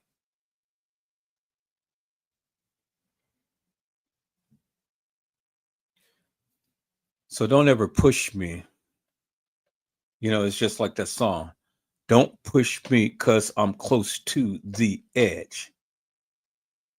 Well, I'm not close to the edge, but don't ever try to push me to that level because you will see a whole different side of me. And people, I take flights. I sure do. And at this point, I really don't give two rats asses because I've already lived my life. I already lived my life, so it doesn't. it doesn't make no difference to me. You know, I don't care. You know, never say, you have to be around pins and needles and stuff. No, my thing is just very simple. You know, don't ever start something that you can't finish. Don't ever start anything that you can't finish. And when you want to push people to extremities and things, well, then get prepared to get back what you push out. And that's all it is, people. That's all it is,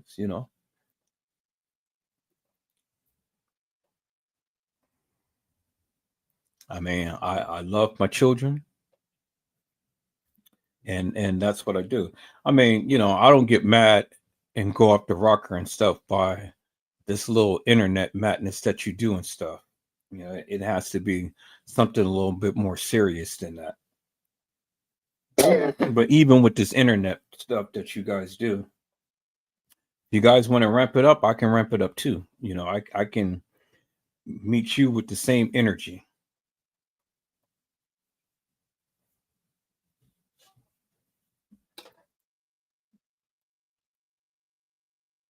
But that's just like I told my children, you guys are fortunate. You have a father that loves you, that has taken care of you, took care of your mom, you know, did everything for her, even though I got the short end of the stick. But it was okay, peoples, because see, one thing about Edward Joseph is simply this, you know, I don't hold grudges. Some of you still holding grudges against me today for some stupid shit. Just stupid shit. But it's okay. It's okay, because you ain't hurting me. You're not hurting me. You're only hurting yourself. Some of you don't talk to me. Some of you ain't coming on a live. I think y'all hurting me. You ain't hurting me. And I wanted to publicly say that. I'm publicly saying that. And you know who you are. Each and every one of you. You know who you are. Moderators and other people that used to come to the chat and stuff. You know who you are. Y'all crazy for that stupid shit. Be sitting around here holding grudges against people. For what? What is it that I have ever said or done to you to where you just that angry that you have to act out like a child? Give me a break, peoples. That is bullshit.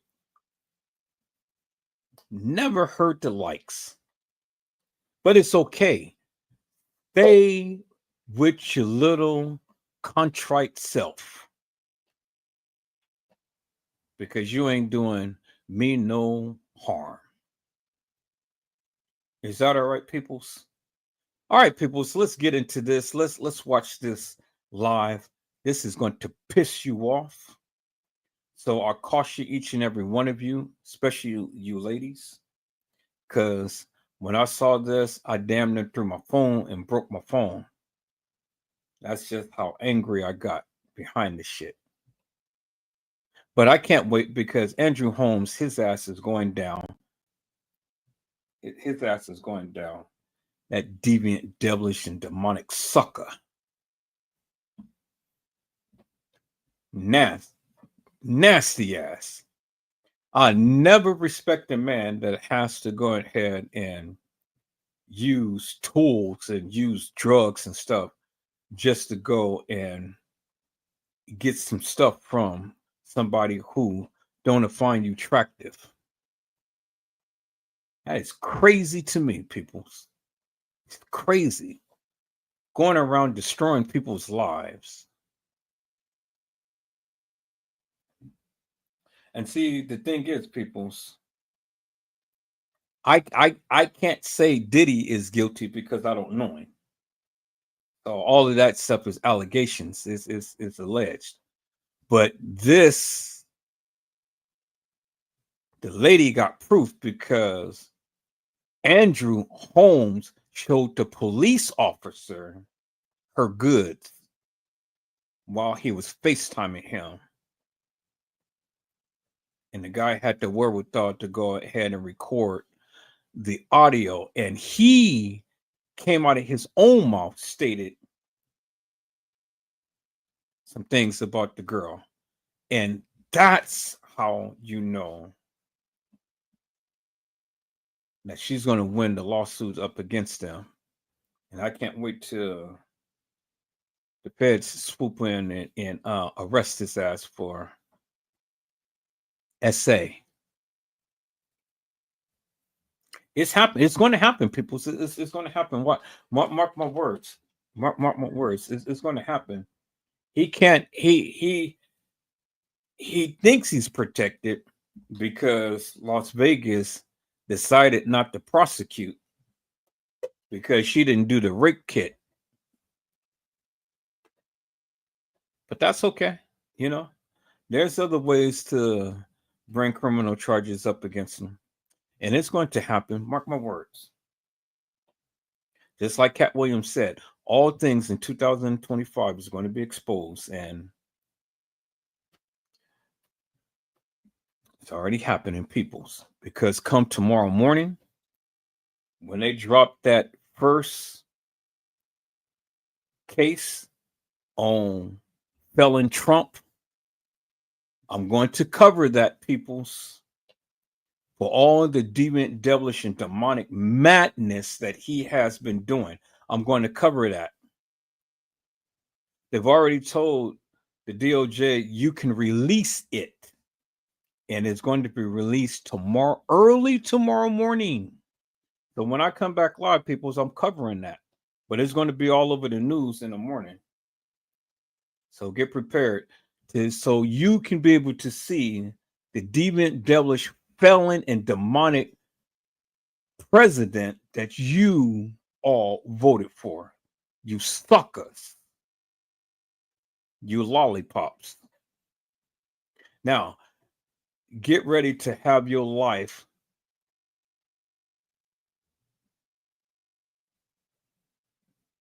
be as miserable can get, because he's going to F you up big time.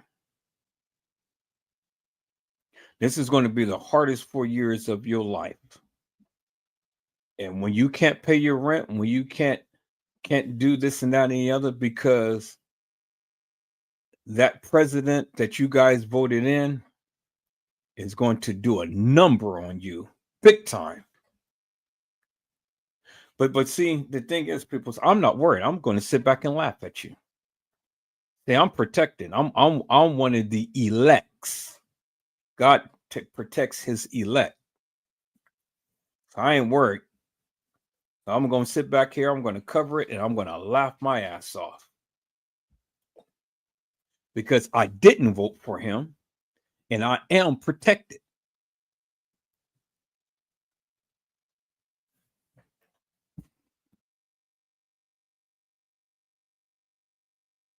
In August 2023, we got a tip about a suburban mayor. And that's how our deep dive into Dalton all began. We were told that Mayor Tiffany Henyard had taken a taxpayer-funded trip to Las Vegas and that her assistant had accused a village trustee of assaulting her during that trip. Now, the tipster told us that when the mayor's assistant tried to get help from Henyard, the woman that she trusted and looked up to, she ended up getting fired a few months later. Now, that woman has since filed a civil lawsuit naming Tiffany Henyard, Andrew Holmes, the village of Dalton, and Thornton Township all as defendants. Andrew Holmes has not been criminally charged and has not responded to our numerous requests for comment about this lawsuit. Tiffany Henyard has denied all the allegations made against her. The allegations and the accusations you are about to hear are reflected in police reports we obtained and a joint lawsuit filed by the alleged victim and a Dalton police officer. Tania, how are you doing today? That's kind of hard to even answer. It's up and down. it's kind of like that every single day. I can't say this past weekend I have been overly blessed for my child to where that has been having me feel elated and just overjoyed. So I will just go that route and say that I'm blessed. I can say that. I want to go back a little bit and talk about Tiffany Henyard. She's your old boss. Is that correct? Yes. I was her assistant. I actually originally met her when I was a teen, and she had a dance group, and I was in it, and we even performed at Lincoln and stuff. And I knew her since then, and she was a spunky girl, like not the person that you guys see today. Like she was really actually cool. She was somebody that you really could seriously look up to. And that's where I kind of got it from. Like when I get older, I want to be involved with kids like this too. Like this is cool. Like this is nice. Like that's somebody that you have somebody that's in your corner that's, coaching you and growing and just being there for you. And that's I kind of miss that about her. Did you look up to her like a big sister? Absolutely. If we was around at that time, she would always call me her mini me, which I actually despise now. And please never ever call me that again. But yeah, I'm not even gonna lie on her. Like she really tried to actually lift me up. Like she tried to give me opportunities to be able to go do different things. She used to always push like, you might take my seat as a mayor. You might be next. I'm going to elevate. I want you to elevate behind me. So I definitely looked up to her. Back in May of 2023, Fania Duke says she learned about a business trip being planned to Las Vegas. The mayor was taking a group of people there to attend a convention. It was happening around the same time as Fania's birthday. So she says she had never been to Vegas before and told the mayor she'd like to go. Fania ends up attending that trip along with Dalton police officer Byron Miles, who at the time was part of the mayor's security detail. Also on that trip, Andrew Holmes, who is an elected Dalton trustee and a well-known community activist. Fania says she knew Andrew very well and that she felt safe around him. At the time, she says she even referred to him as Uncle Drew. When she brought him into the campaign, then he became Uncle Drew, and it was a cool, like we've been places, we've been in cars and places by ourselves, and he's never made a move at me, or passed me or anything. So that's always also made me feel like I'm safe around him. On the last day of the trip, Fania says they all went out to dinner. After dinner, she wanted to go out for drinks. She says trustee Andrew Holmes came along with her. That was a safety beacon. Like that's somebody that if he's with us, you're not gonna mess with us. So I felt confident enough that leaving the restaurant and then going to go hang with him after the restaurant, that I was gonna be okay. To go to the strip. Yeah, and You felt safe with it. Yeah. So I told him verbally my room number, and I was like, it's 2145. And he was like, okay. So he came and I knocked on my door. He didn't come in. I left out, and then we walked out into the strip. When we walked out, the first thing we did, we were staying at Planet Hollywood. When we walked out, we went to Walgreens, and if we was looking to get some alcohol. And at first we didn't know they had the heavy alcohol behind the counter at first. So we were just about to get some little cans of whatever, like little malt liquor things, whatever, until we went to go check out, and we seen it. So then we ended up getting I think Hennessy, it was Hennessy, 50 Hennessy. And then we went next door, and they had a daiquiri place. It's like one of those places that you lift up and it's just open. And I went to go get a chaser. So we go, and then there's another hotel that has a small little fountain, not the Bellagio fountain, but it's a smaller fountain. We sat out there.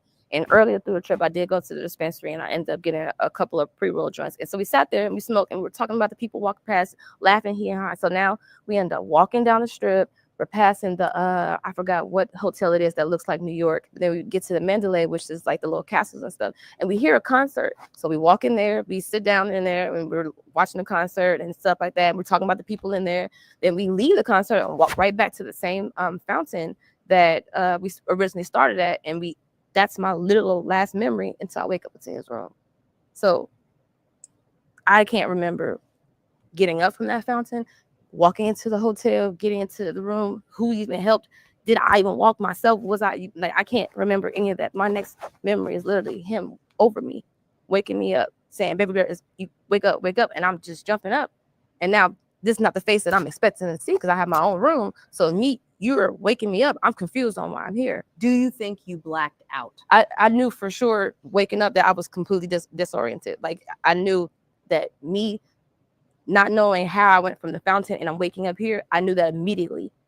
That was how? Like it was like it's like a blink, and now I'm hearing it like that. I knew immediately I'm discombobulated. Whose room did you wake up in? Andrew Holmes' room. Whose bed did you wake up Andrew in? Holmes' bed. In the civil lawsuit, Officer Byron Miles says Andrew Holmes called him from the hotel room. Officer Miles claims Andrew made reference to engaging in sexual activities with Fania, and it was also unclear whether she did or could consent. He says he began recording their conversation. Now, the lawsuit says that Andrew transitioned from a phone call to FaceTime, then panned the camera to private areas of Fania's body, at times moving or removing articles of clothing. Fania says when she woke up in Andrew's bed, they were both fully dressed and that she immediately began looking for her belongings. But she recalls that something did not feel right. Then while I'm looking around now, I'm also standing up on my feet. I'm really feeling like I've never felt this way before. Like this You feel disoriented. Yeah, I feel disoriented, discombobulated, all of that. Like it was way past just a hangover. It was way past all that. I felt like I was on 1,000 elevators. Like I felt like my body would just keep blowing up. Like, that's how I just kept feeling. Like I didn't have no explanation of why I feel like this. Because again, I drink and I smoke. That's regular. So me drinking like how I drunk, that wasn't. And then I didn't even finish the drink. Like so, I know like I wasn't just full out, just blacked out. And this is just the first time that I ever drank before. So I immediately knew like something was wrong. But again, at the time frame of what it was, I wasn't trying to question it because now I got to make sure that I make it back to this plane. Fania says they rushed to the airport to catch their flight back home. All the while, Fania says she was trying to recall what happened and why her body felt different. How can you really prove this if you don't remember this? But you know what your body feels. You weren't feeling that way before you woke up into his room. When y'all were walking in all up and down the strip, you were fine. How you're feeling, my area and what that felt like, no ma'am. So it was like it was more, and I went on my period. It was at the end of my period, so I was still spotting stuff like that. So I definitely know I didn't go down there for that. And so I didn't have any cramps, but what I felt, and I'm like, I don't usually cramp after the fact. So it's just like I was trying to debunk. So I'm like, that man would do nothing. So you have to find, this cannot be it. Like then it's also just like this really can't be it. Like that was also a denial for me. Like this, because coming out like look at my life now. Like this is something I never wanted to be sitting in front of you talking to you about this ever.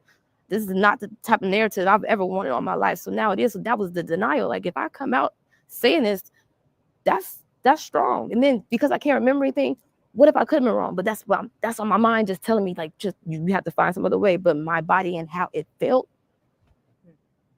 Fania says she returned to work and received a text message from Officer Byron Miles. I'm at work and I get a text message and it's from Officer Miles and he said, "Are you okay?" And now I'm just like thinking that this man is reading my mind because again I didn't say anything to anybody. So I'm like, no, I'm cool. What do you mean? He said, "Are you sure?" And I'm, yeah. Now you scared me. Why are you asking me? Or you just coming out of nowhere asking me, "Am I okay? Are you sure?" He's like, "I don't take this weird. I know it's gonna sound crazy, but I think you should go to the doctor." Now again, I'm already fighting it in my head. And if you're saying this and I have no idea, I can't even remember anything, and I feel like I'm only finding it in my head, and you're telling me you feel like I need to go to the doctor, I immediately went. I immediately told William Moore, because I was working. I was at Dalton Park working behind the counter, and I told him I need to go. Now I got to go to the hospital. He's like, "Are you okay?" I said, "I just need to go." So I went. But then again, walking to the hospital, now I'm like, but if I do this, they're going to pull out. They're going to bring police. They're going to do the rape kit. And what if I'm wrong? Like my mind is just saying, like, this is an elected official. It's not like just Johnny down the street. This is a big person. And then he's an advocate and all of this stuff. Like this is a major person. You can't remember anything. You know what your body feels, but you literally have no words or evidence to say, like, this happened to me. Besides, I can't remember anything. Besides, I blame something. Besides, this was the last person that I was with. And now I feel like this since I was with the last person that I was with. So, I'm sorry. Take your time. Lord.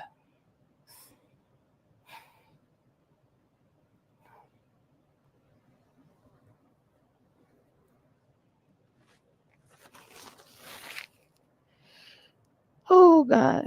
I'm okay. You could do it. You could do it. You could do it. You could do it. Well, at the hospital, Fania says she got an STD test, but she did not ask for a rape kit. May I ask you this, and this is a question that a lot of people may ask, but when you came back to Dalton and you go to the doctor, the hospital, may I ask, did you get a rape kit? If so, why or why not? And that's what I would say. I didn't because, one, it's an elected official, and them doing a rape kit is going to start the whole investigation right then and there. I haven't talked to Tiffany, and in my mind, because just working for her, I'm just thinking about don't mess up her, her vision, her her name, her career, whatever. And even though, again, me thinking in my head, I didn't wake up in a room with her that she shouldn't take it like that, but seeing that she kind of did take it like that and where it is now, at the time I didn't know how that investigation would have gone, and I literally was fighting myself, even though, again, I feel my body, but my mind saying this is big. If you do this is something that you can defame him, like you could possibly be wrong. Like I'm saying all this little stuff just to deter me, and that's mostly the main reason why I didn't, because I felt like I just need to talk to Tiffany first. Like I don't know what's going on. I need to talk to Tiffany. Do you first. regret that decision? I regret it wholeheartedly. Not me. I really believed that lady was gonna help me. I really did. That's why, and that's another reason why I felt okay. You know what? I'm going to Tiffany because she's gonna know what to do. I regret it wholeheartedly. Fania says she decided it was time to tell the mayor about her experience on that Vegas trip. According to the lawsuit, she arranged a meeting with Tiffany Henyard. Officer Miles was there too. The lawsuit notes that he drove Henyard to the meeting and also told her what he witnessed on the call with Andrew Holmes. Who's all in this meeting? It's only me, Officer Miles, and Tiffany Henyard. And we were in a closed office in a old bank. The old bank across the street from Village Hall? Yeah. And so we were in a room. I told her the whole story. And for her, it was kind of like when I was telling her, she didn't have a surprised look on her face, but it was kind of more like she immediately started thinking about herself. So the first thing she said was, this is going to ruin me, right? And I immediately said, that's why I'm coming to you first, because I want to move to where it doesn't hurt you. Like if you have to take this and ride with it of helping me and boosting yourself up or however you got to do it, that's fine. But I'm coming to you first to tell you that you're tell Tiffany Henyard the entire story of what happened, what you can remember in Vegas, and what is her immediate reaction? What did she say? That was the first thing she said. This is going to ruin me. And then she told me that you can't trust everybody. And you have him around your daughter and stuff, right? Like you telling me that I can't trust everybody, but you brung him into this camp. Like before, when you first brung him in there, actually everybody was opposed to it. Like we don't mess with him. He ran against you with mayor and all this stuff. Like how we didn't understand what she brung him in there for. Do you think she believed you? At that point, she says this could ruin her, but does she not believe you? Or man, how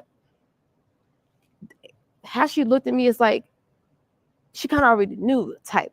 Not that she didn't believe me, but it's like she kind of already just, I know that happened, but I'm actually just kind of shocked that you're bringing this to me right now type face. Like, oh, you're not scared. You come to tell me. It's like, that's the type of face. Like, that's exactly how she did. Like, it's going to ruin me, right? And then that's when she came up. Then after her whole little spiel, that's when she got up and hugged me. According to the lawsuit, Tiffany told Fania in front of Officer Miles that she would take care of it and that Fania should trust her. Shortly after that, Fania says Henyard called her boyfriend, Kamal Woods, who then came to their meeting. Fania said in her report to police that she then told Kamal the same information she had just told Tiffany. He's just saying, you're going to get paid. You good, you're going to get paid. No, you're going to get paid. What you want? That truck you run out there, you're going to have a new one. You're going to get a new car. Don't worry about it. It's like he studied just repeating this. And I'm telling him, like, this is not, I don't care about getting paid. So now he's saying, tell me, okay, so what is it that you want? I said, I want justice. He needs to go to jail. Like, and to be honest, I said to jail or to hell. That's what I said. Either one. Those are the options for me. I don't care about no money. I don't care about any of that. If he did something that he wasn't supposed to do, this is what I want. So he's like, well, we got you. And then that's when he got out the room. And that's when they sent Miles to go get us something to eat. So now it's just me, Tiffany, and Kamal. Now we're in the outer area of the old bank. And we're just sitting there. And Kamal hands me a paper. He was like, write down what you want.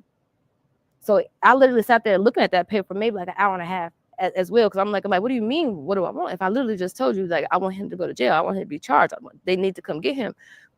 What do you mean write a list? Why am I doing this? So it literally took me an hour and a half, and he's still even telling me, come on, just write it down, like through the whole time, just write it down, just write what you want, write what you want, just go. So and I did, thinking that these people on my side. No, because now the last thing Tiffany told me before leaving the campaign office is, give me a week, and she's gonna get her lawyer on it. She was like, you want me to use my lawyer, right? Yeah, because I don't have a lawyer. I don't have no money for no lawyer. So I said, of course. So I'm thinking that she's gonna take this on. Okay, we're gonna talk about it.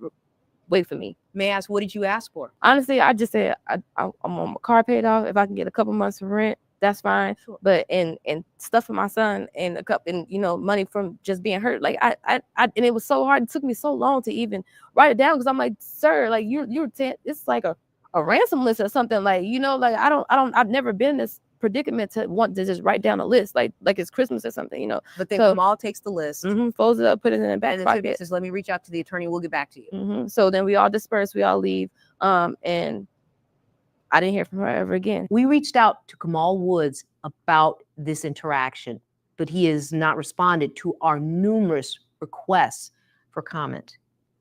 Fania provided NBC5 a copy of a letter she received in June 2023 from attorney Michael Delgado, who represented the village at the time, asking her to preserve evidence.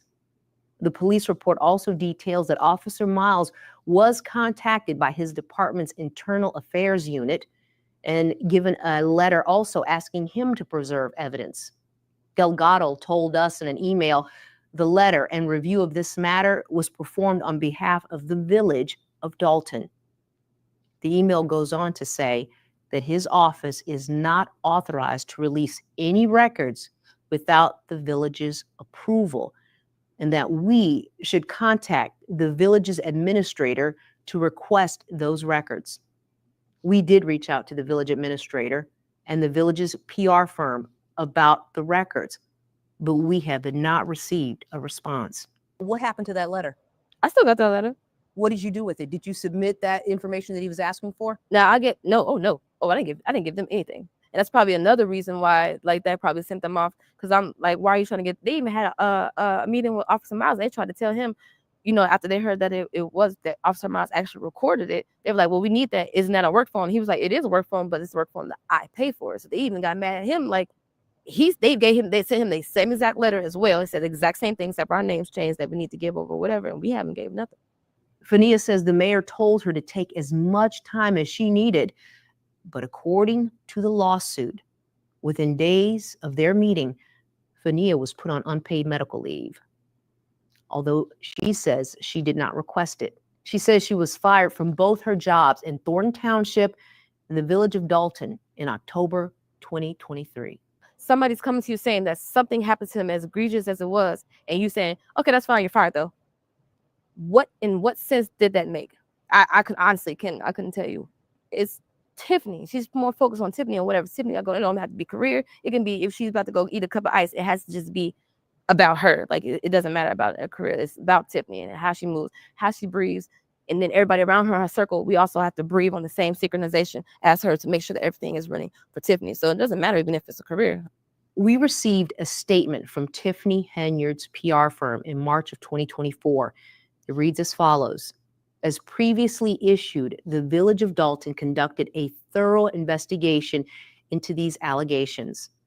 The investigation was led by an independent third-party company consisting of former law enforcement officers, none of whom have ever been affiliated with the village of Dalton. Former police officer Miles was interviewed and denied knowing anything about these allegations. Also, despite numerous attempts by the village's independent investigators to contact Ms. Dukes, she refused to give a statement or cooperate with our investigation. Unfortunately, this is nothing more than two disgruntled village employees who are trying to make off with the taxpayers' hard-earned dollars. The village looks forward to defending these allegations and pursuing all other available remedies to the village. When we asked majority of trustees about this third-party investigation, oh, they said they had no knowledge of it. They also told us any third-party investigation would need the approval of the village board. What do you say to that? I say it's funny because if we're disgruntled former employees, one, Miles still works there, so I don't see how he can be disgruntled or anything. You knocked him down from where he was, but he's still working there. And me, I'm not disgruntled at all. Something happened to me and now I'm hurt. Just imagine if it didn't, we wouldn't be having this conversation. Like, I don't see how you could put that. So again, it's just a stupid move on her behalf, talking faster than her brain is thinking. Because if that's what you felt that was good, made sense to you, that I'm a former, and I want to run off with taxpayers' dollars. I was making the most money that I've ever made in my life working for her.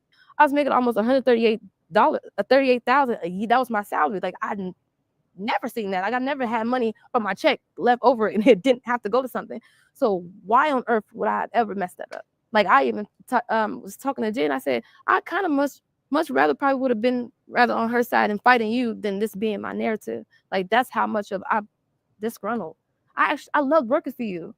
Like, I loved you as a person. Like, I actually still love her as a person. I don't know who she is now, but I still love her. I really do. You still love her? Yes, I really looked up to her. I'm hurt. I would never ever talk to her ever again. But the love is real though. I really looked up to you since I was young.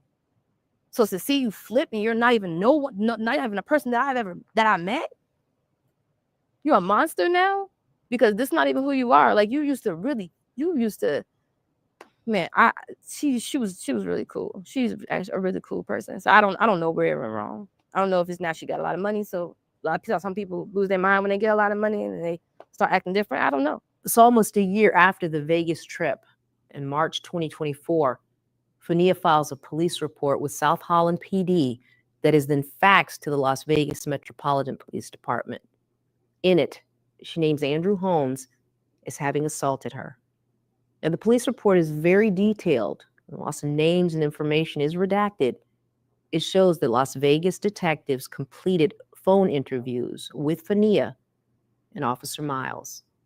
It also details that no video footage from Planet Hollywood, the hotel where the group stayed, existed due to the time lapse. According to the report, the detective contacted an attorney who said he represented Henyard. And that attorney initially said the mayor was willing to provide statements. But days later, that attorney told the detective that the interview would need to be canceled. He advised the detective that Fania and Miles filed a civil lawsuit against the mayor, Thornton Township, and the village of Dalton. According to the police report, the detective notes that items of clothing were tested and an audio recording was submitted by the attorney representing Fania and Officer Miles. Additionally, over 50 photos and videos were submitted by Fania. Now, we submitted a request for evidence to Las Vegas police, which was declined. We also requested evidence from the attorney representing Fania and Officer Miles. We did not get a response. According to the report, the case was presented to the Clark County District Attorney's Office. It goes on to say, this case was denied by the DA's office. The detective told Officer Miles the next day that the case was denied due to insufficient evidence. When asked by Miles, what are we missing? The officer reports telling Miles they had gathered everything they had been told about. The report concludes that the case has been closed, but if new evidence is discovered, it will be reviewed again. They just said there was lack of evidence. Even and when they did call me to say that it was lack of evidence, I was like, so how do you guys solve 20-year cold cases and all this stuff? She said, oh yeah, we do that. We just we have lack of evidence for your case. We reached out to attorney John Erickson, who, according to the police report, represents Andrew Holmes, but we did not get a response. Holmes has never publicly addressed these allegations, even in response to the civil lawsuit. And since filing that complaint, Fania has attended several village board meetings. At one meeting in November 2024, She addresses Andrew Holmes. So tell me I'm lying, or tell them why. Going to the meetings, I tried to go and confront him, but every time I went, after I can't have my statement out, he's not there. But you did confront him recently. Yes, and that was after trying to get to meetings, because then it was meetings that I didn't make it to. Oh, now you're there. Now I can't make it to this meeting because I don't like bringing my kid to those types of things. Even the meeting that I actually did finally say something, my best friend took my son out right before I could say something, and that made me feel better that I can actually freely say what I need to say. Why did you need to confront him? Because he needs to tell everybody. He needs to tell me, tell the world that I'm not lying. Because you got people think that I'm just out here making up stuff, that I want money, that I'm a disgruntled former employee. No, sir. Tell these people what you did. Or tell me in my face that I'm lying in front of these people. But something, you need to say something. Tell us something. Tell the truth, though. Because the truth's always going to come out, just like the light in the dark. In December of 2024, more than a year and a half after the alleged incident, Fania and community activist Jedediah Brown went to Las Vegas hoping to meet with a detective. And while there, the police took a second report in which Fania again named Andrew Holmes. It states that she came to file a report for unlawful dissemination of intimate images of her, which she was only made aware of after the news of her assault became public. The report does not reference any additional photos being provided to Las Vegas PD. We contacted the Clark County District Attorney's Office about any further developments, but we have yet to hear back. So my second report is solely based off of what I know I do have evidence is, and that's him sending video and picture of my body without my consent. I'm hoping that, it's not going to go to the sexual assault division. It's going to go to another division. So I'm hoping that we do get someone. And then when I was talking to the officer, he actually kind of made me feel like he was actually listening. So it made a difference of, sending a report from another police station all the way to Vegas, and then actually coming and physically sitting in front of them, and them actually hearing my story and seeing me and feeling me. So I'm actually kind of feeling good. What is your message? As hard as it possibly is, just say something. Because the worst thing that it could be is that nobody believes you, but you said something, and our voice is mostly all we have. And you gotta stand up for you. And I know that that's hard, because again, I literally just told you I was fighting denial, because I could have just kept this to myself, and then, you know what?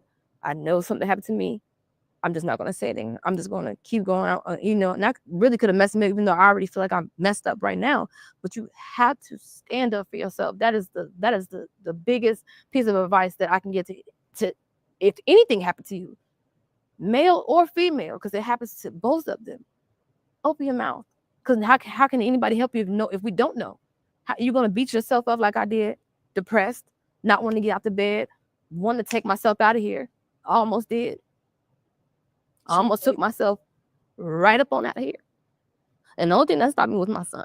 That was the only thing, because I just couldn't imagine my baby having grown up without me. But I was close, seriously close, because I just couldn't imagine this is my narrative. I don't want to be known as that. I don't want people to see me out there and just the first thing they feel is they got to hug me because this is what they know. That's not what I want people to know. So this is hard, but but no matter how hard it is, you got to stand up for yourself. And that's what I just keep telling people. And even when I meet little girls, and I've even met one, and for her to only 11 now. So that's tough, because you're 11 now, but so it's just thinking like that, like how dare you?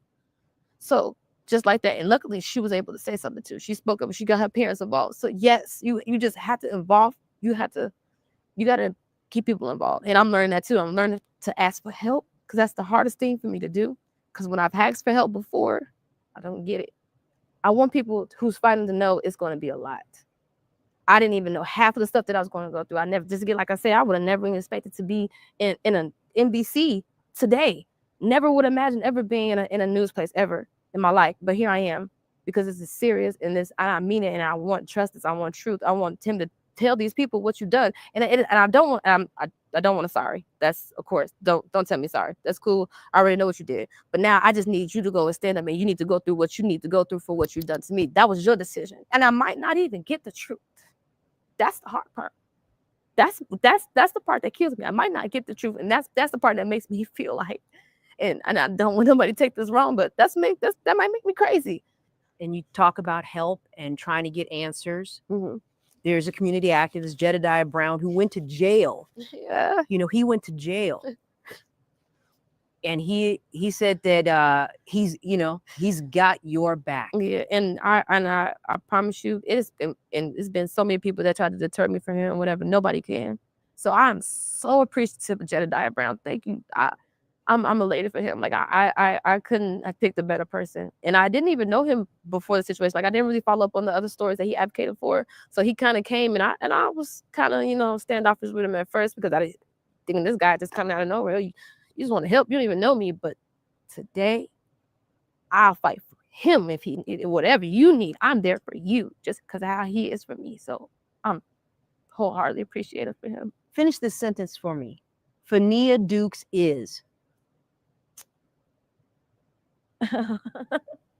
Oh man, I feel like out of everything you asked me, that just put me on the spot. Fania Dukes is determined. Fania Dukes, I now realize, is strong. I can't say that this has been a little bit of character building for me too, even though the circumstances are what it is. But I have seen myself really just taking some stuff that I just never thought I would be able to take in. I never thought I was just strong to do. I never thought that my mind could even fathom, If there's any message you have for Tiffany Henyard or Andrew Holmes, what would it be? So for Andrew, honestly, I feel like there's nothing else. It's not going to change. I just need you to tell the truth. That's all for Andrew. Like, I don't know what was going on in your mind. I don't know, if that's something that you just do. But at this point, you're out there now. You're caught. Like, this is what it is. So like, you can save yourself time, or just come out and say what's happened. So that's that. But for Tiffany,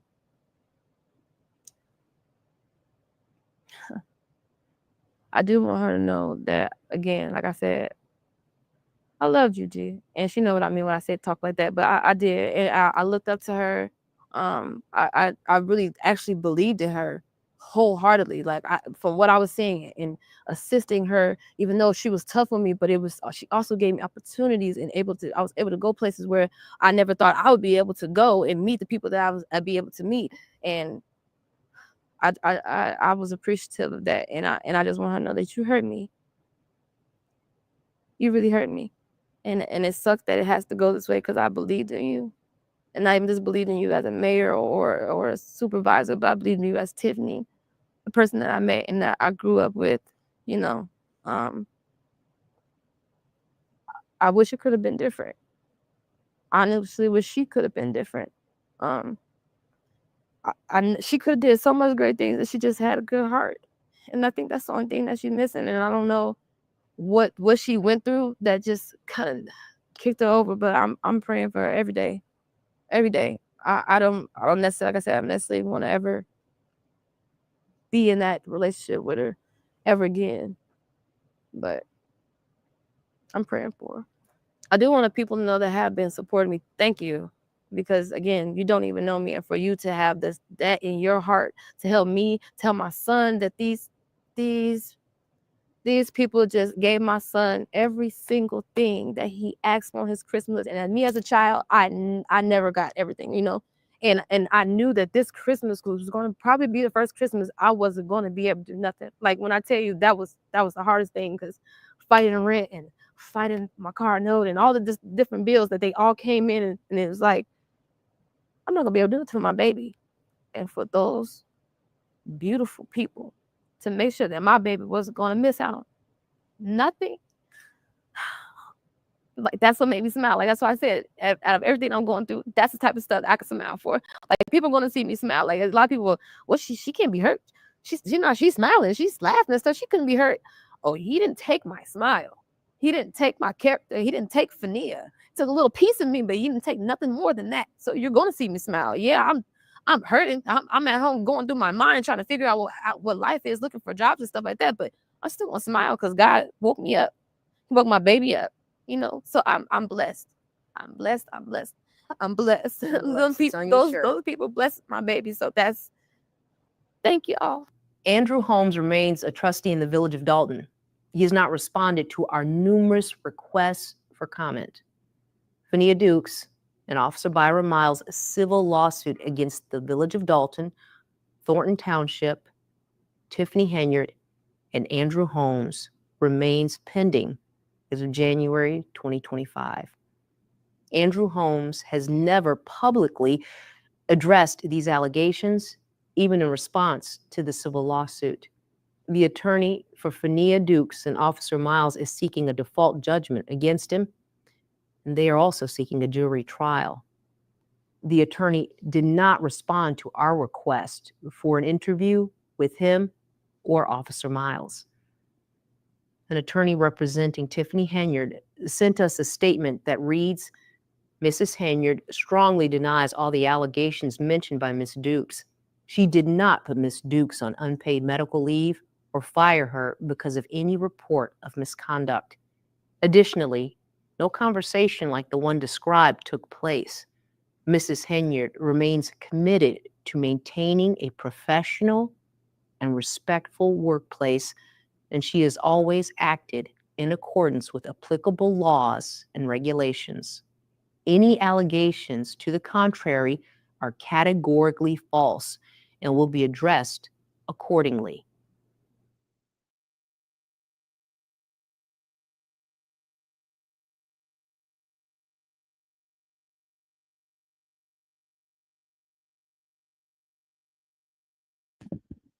Okay, peoples.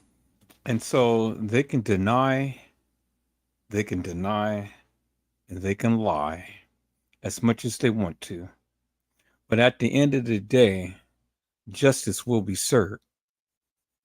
I said justice will be served, peoples, you know. And as you know, as well as I do, peoples, it's the same old rhetoric and bullshit. Because if she didn't get fired, why would she be there with this reporter speaking in the manner to which she is? And why is she there at work? So, you know, it's funny. It's people like Tiffany Henyard, Andrew Holmes, Sean Puffy Combs, and Jay-Z. You know, it's people like them that all the time want to deny, and lie. I don't know to what extent that you have did what, but you did something. Because all of these people are not going to come out and say these things if you didn't do anything. But see, the thing is, peoples, many people came out to speak up against each and every one of them.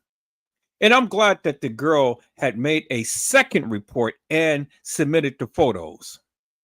Andrew, you cannot sit behind the blinds, for the curtains is going to be unveiled.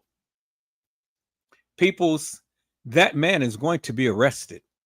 He is going to jail. And Tiffany Henyard's her reign of terror is almost over with, peoples.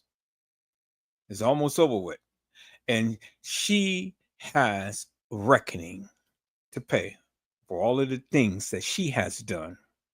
Every last one of them, peoples. So they can deny, and lie as much as they want to, but at the end of the day, peoples, justice will be served. All right, peoples, I greatly appreciate each and every one of you for hanging in there with me on tonight. We're going to head on out of here, peoples. And so, although I really didn't talk about Kanika Jenkins, I don't know how I want to shut down this live, but I'll do it this way, peoples. Let's go.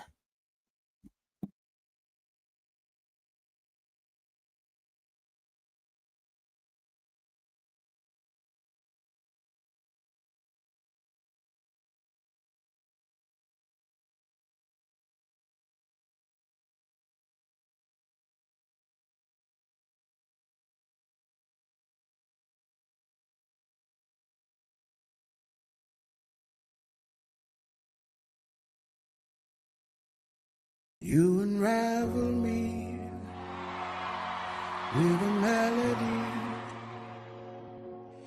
You surround me with a song. of deliverance from my enemies, till all my fears are gone. I'm no longer a slave to fear, for I am a child of God. I'm no longer a slave to fear, for I am a child of God. From my mother's womb, you have chosen me. Your love has called my name. Now I've been born again into your family. Your blood flows through my veins. I'm no longer a slave to fear, for I am a child of God. Oh, I'm no longer a slave to fear, for I am a child of God. You split the sea so I could walk right through it. My fears are drowned in perfect love. You ransomed me so I could stand and say I am a child of God. You split the sea so I hope I had said something to encourage your hearts upon tonight. Tune in again next time to Network Joseph Let's Talk Live, Network Joseph Teaching, Network Joseph Gospel Album, Network Joseph's Blessings Giveaway 2025 Company with Company Wonderful. I love you with the love of Christ, and there's absolutely nothing you can do about it.